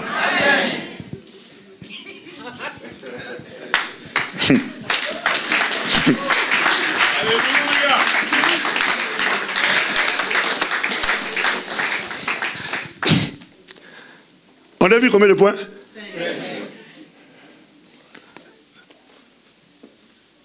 S'il te plaît, mets-toi là où Dieu te met. Considère-toi comme toi Dieu te considère. Dieu ne te voit pas petit. Dieu ne te minimise pas. Dieu compte sur toi. Dieu s'appuie sur toi.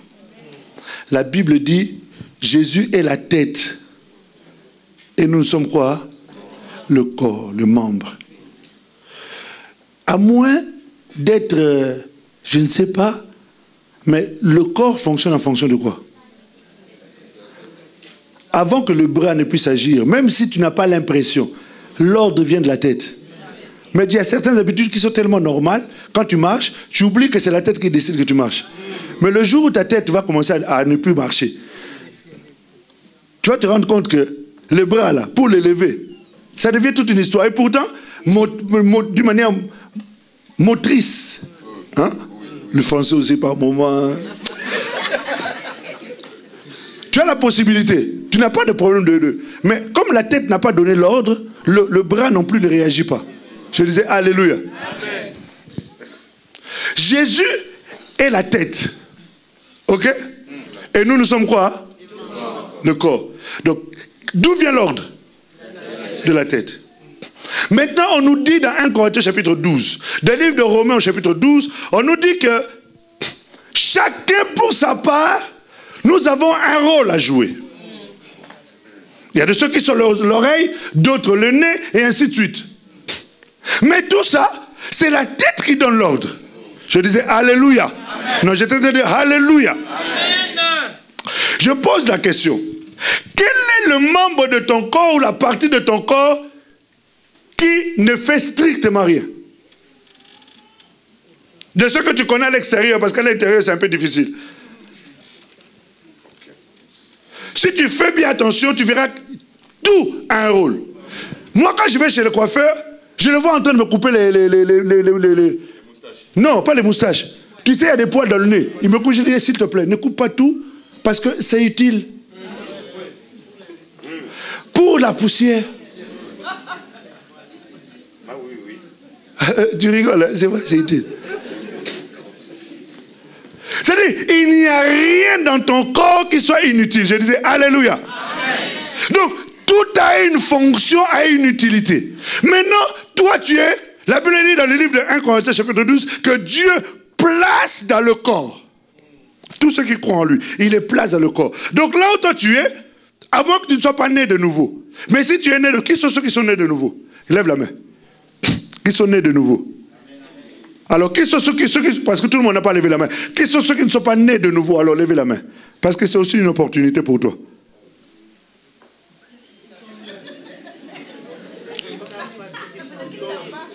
Donc, il n'y a ni né de nouveau, ni... Bon, c'est pas grave, on va aller tous ensemble quand même. Alors, de ceux qui sont nés de nouveau, c'est que veut dire qu'on t'a placé dans le corps. Donc, si on t'a placé dans le corps, c'est que en te plaçant dans le corps, tu as forcément quelque chose à faire. Un rôle à jouer, effectivement. Donc, si tu as un rôle à jouer, en d'autres termes, si tu ne joues pas ton rôle, c'est qu'il y a un problème dans le corps.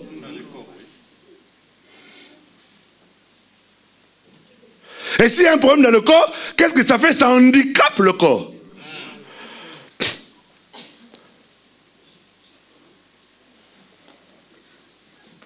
Dans ce cas-là, on doit emmener cette personne à l'hôpital. Et là, nous sommes à l'hôpital. Là. Parce que c'est moi le chirurgien. J'ai déjà mis ma tenue. J'ai déjà mis mes bistouris là où tu me vois là. Je suis en train de t'opérer. Ce sont des opérations sans anesthésie. Ça fait mal. Le fait que tu ne fasses rien, c'est que soit tu n'es pas membre du corps, soit tu es membre du corps et tu es malade, ou alors, je ne sais pas. Mais normalement, en tant que membre du corps, tu es dans l'obligation de servir à quelque chose. Or, si l'œil, sa priorité commence à entendre. Ah, t'as vu, hein? Regarde. Tu as vu comment t'as foncé la tête? Les yeux? Parce que c'est pas normal. Tu vois? Parce qu'un œil est fait pour voir. Les oreilles sont faites pour... Non, répète, les oreilles sont faites pour quoi? Voilà, les jambes sont faites pour quoi? Pourquoi? Pour marcher. Maintenant, si les jambes, les oreilles ne font plus leur travail, c'est qu'il y a un problème. Je ne sais pas si tu me comprends bien. Donc, en d'autres termes, servir Dieu doit être une... J'ai pas entendu. Il n'y a que toi qui vas parler. Une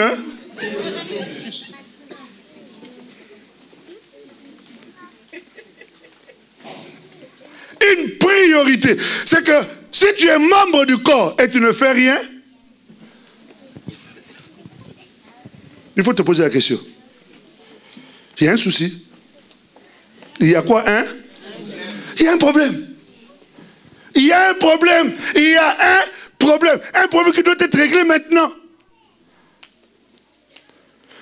Peut-être tu ne sais pas quelle est la place que tu occupes dans le corps. Mais tu dois forcément avoir quelque chose. Vous savez, un médecin qui arrive et qui trouve un malade, nous tous on peut être là. Notre réaction, surtout les femmes. Le médecin, lui, ne va pas crier comme ça. Le médecin, il va arriver. Allez, attendez. Mettez-la dans cette position-là. Il y a certaines choses qui sont en toi. Le médecin, on ne lui demandera pas. C'est naturel pour lui. Tu sais, il y a des choses qui sont en toi, que tu fais naturellement sans que quelqu'un te le demande. Sache que quand tu le fais comme ça, c'est déjà un appel de la part du Seigneur dans ta vie. Donc, comprends que c'est déjà quelque chose que tu dois utiliser pour servir Dieu. Est-ce que nous sommes saisis? Mais si toi, tu ne fais strictement rien, c'est qu'aujourd'hui, il faut qu'on règle ton problème.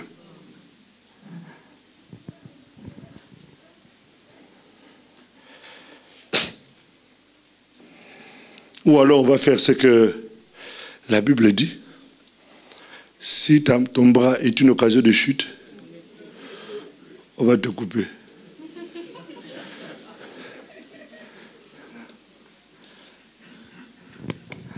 Est-ce que ça comprend? Mon souci aujourd'hui, c'est que quand je m'en irai, que je laisse tout le monde en mouvement, tout le monde en action. Vous savez, les gens qui ne font rien, ce sont des dangers en général. David était un militaire. Au moment où tout le monde était à la guerre, lui, il est à la maison, en train de flâner, et se promener, et puis du coup, il a vu une sœur en train de se laver. Lui aussi, au lieu d'enlever les yeux, Il a continué à regarder encore plus. Il y a des gens comme ça. Et tu vois bien que quelqu'un est mal assis. Au lieu de lui dire de faire un signe, tu au contraire, tu te connais. Toi, la vicieux.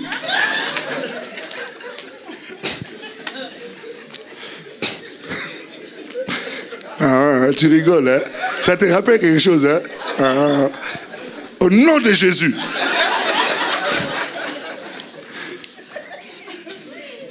David est en train de regarder. Et puis il a vu une sœur se laver.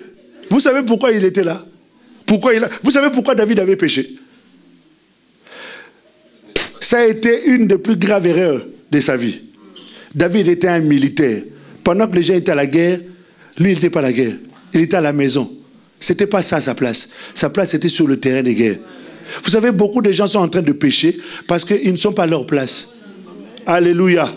Vous péchez parce que vous êtes en train de flâner, tu as du temps à perdre. C'est lui qui travaille, il n'a pas de temps à perdre, frère. Alléluia. Amen. Tu te lèves le matin, tu vas où? Vous savez, la plupart des gens qui passent leur temps au téléphone, tu sais, vraiment, toi aussi, si on te dit, tu vas aller dire. Tu sais ce qui s'est passé aujourd'hui? Non, je ne te dis pas. Et tu attends qu'on te pose la question, mais dis quand même toi aussi. Ah. Parce que tu n'as rien à faire de tes journées. Donc ton temps, c'est d'écouter, de chercher à comprendre qui a fait quoi, qui a dit quoi, pour aller répéter. Mais quand tu es occupé, tu travailles, tu n'as pas ce temps-là. Je te dis, tu n'as vraiment pas le temps, parce que tu es occupé, tu es préoccupé par autre chose. Alléluia. Je disais Alléluia. Amen. Occupe-toi, travaille s'il te plaît, sois actif, fais quelque chose, de manière à ce que tu sois utile au Seigneur et que tu n'aies pas le temps à perdre, à aller pécher et détruire ta vie. Amen. David a regardé, il a vu la femme, il a fait appeler. Comme au roi, on ne peut pas dire non. David est allé jusqu'à tuer le monsieur là. Mais vous voyez, j'aime bien, j'aime bien, vous savez ceux qui servent Dieu, ce sont ceux qui ont l'esprit d'Uri. Uri est rentré. Si David a aimé cette femme, c'est qu'elle était jolie. En plus, elle n'avait pas de vêtements. Donc, il a bien eu le temps de lui regarder. Il a dit, ça là, je vais mourir, mais il faut que j'ai ça. Quand Uri est rentré, il venait de la guerre. Il n'avait pas eu de relation intime avec sa femme depuis longtemps. Quand il rentre, le roi lui dit non, rentre chez toi. Il dit, chef, je ne peux pas rentrer chez moi, nous sommes en guerre. C'est-à-dire, il faut avoir l'esprit d'Uri, l'esprit de ceux qui, priorité, d'abord les intérêts du pays. D'abord les intérêts du royaume. D'abord les intérêts du Seigneur. D'abord la priorité, c'est servir Dieu. Alléluia. Amen. Je ne peux pas aller auprès de ma femme, je reste à côté de toi. Il a fait saouler, même ivre. Il est resté là, il a couché devant la porte. David a dit ça là, la seule solution, c'est qu'il faut qu'on le tue. Parce qu'il ne partira pas chez sa femme. Et pourtant, c'est un être humain. Il avait aussi besoin d'une intimité avec sa femme. Vous voyez, même les choses qui étaient prioritaires pour lui, qui n'étaient pas un péché parce que il était marié. Mais il a mis ça de côté. Pourquoi? Parce que son intérêt, c'est d'abord la priorité du pays. Je disais, alléluia. Il y a des choses que tu ne feras plus. Non pas parce que c'est un péché. Non, non. Parce que tu as compris que tu n'as pas le temps, ces choses-là. La priorité, c'est d'abord le Seigneur.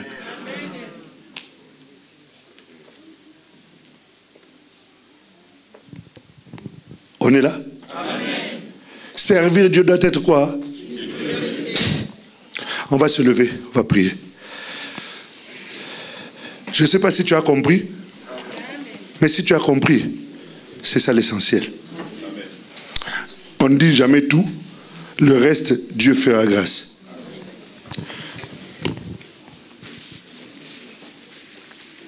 De toute façon, dans le royaume, il n'y a pas de droit d'auteur.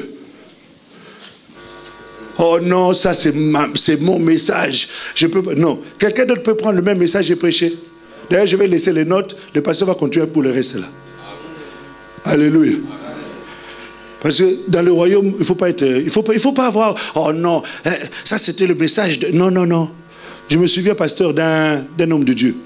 Il est allé prêcher. Il a prêché. C'était tellement formidable qu'avant de partir, l'homme de Dieu lui a remis $50 000.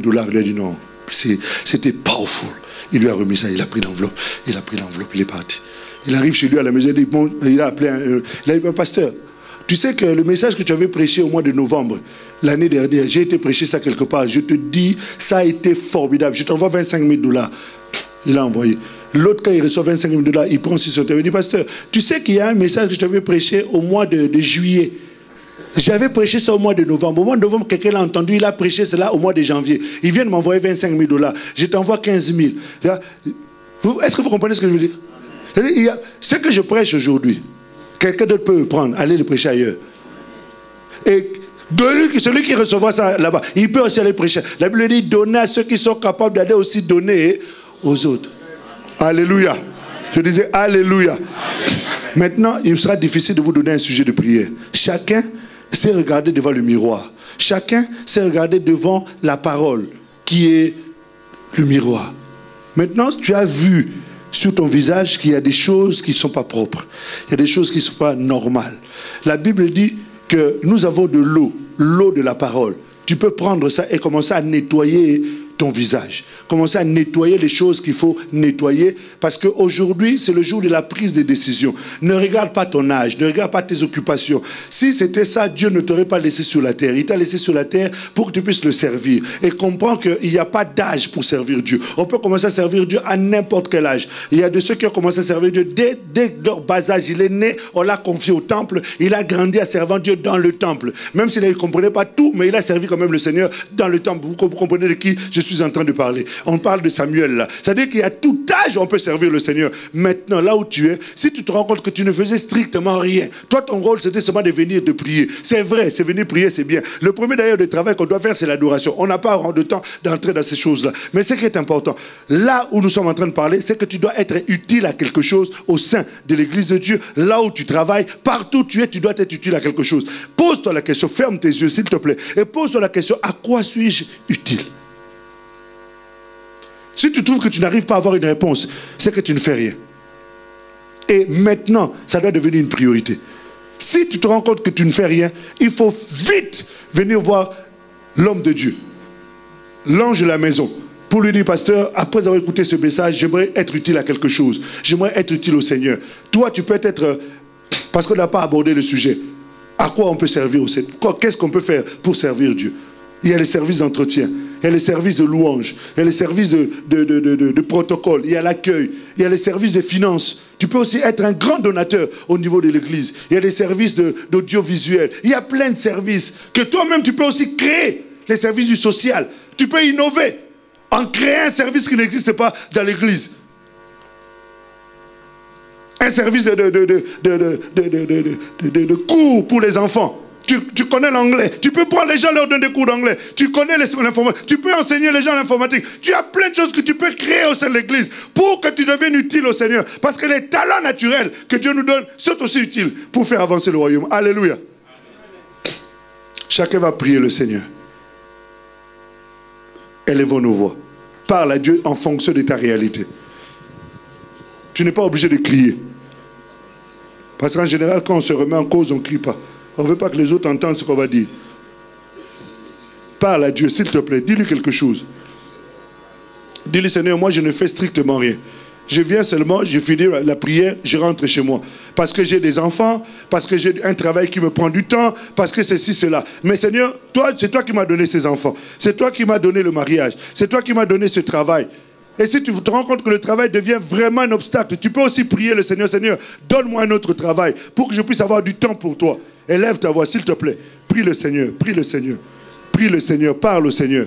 Seigneur, moi je suis trop jeune. En étant jeune, tu peux aussi servir le Seigneur. Il y a tellement de choses. Il y a plein de services que tu peux rendre à l'église en étant jeune. Il y a des services de jeunesse où tu peux aussi être utile au Seigneur. Oh, alléluia. Merci Jésus. Merci Jésus.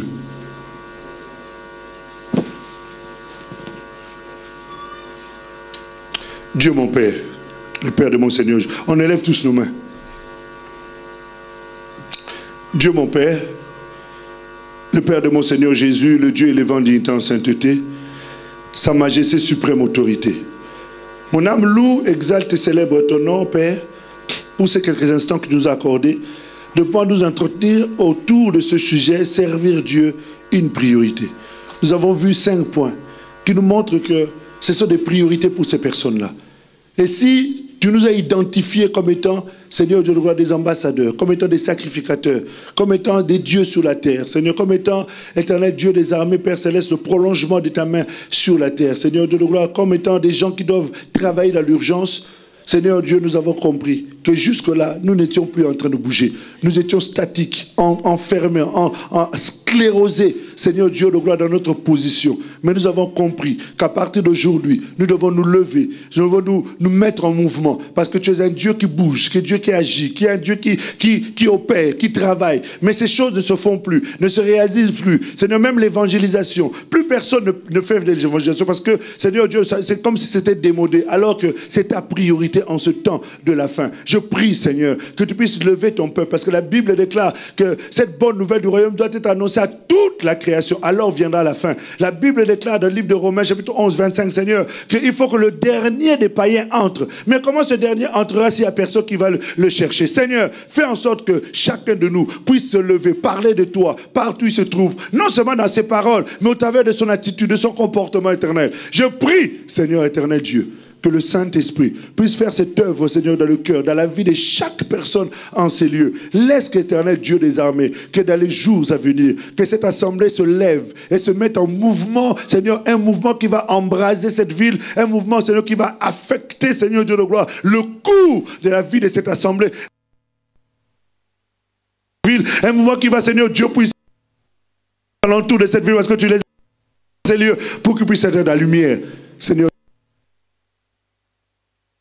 Exalte et célèbre ton nom. Saint-Esprit, glorifie le nom de Jésus dans la vie de ton peuple. Merci pour ce temps que tu m'as accordé. Je n'ai été qu'un simple canal, un simple instrument. Tu as dit, l'un a semé, l'autre a arrosé, mais c'est toi qui fais croître. Fais croître cette semence, afin que ton nom soit glorifié. Seigneur, merci pour ton œuvre. Au nom de Jésus, nous avons prié et nous disons Amen.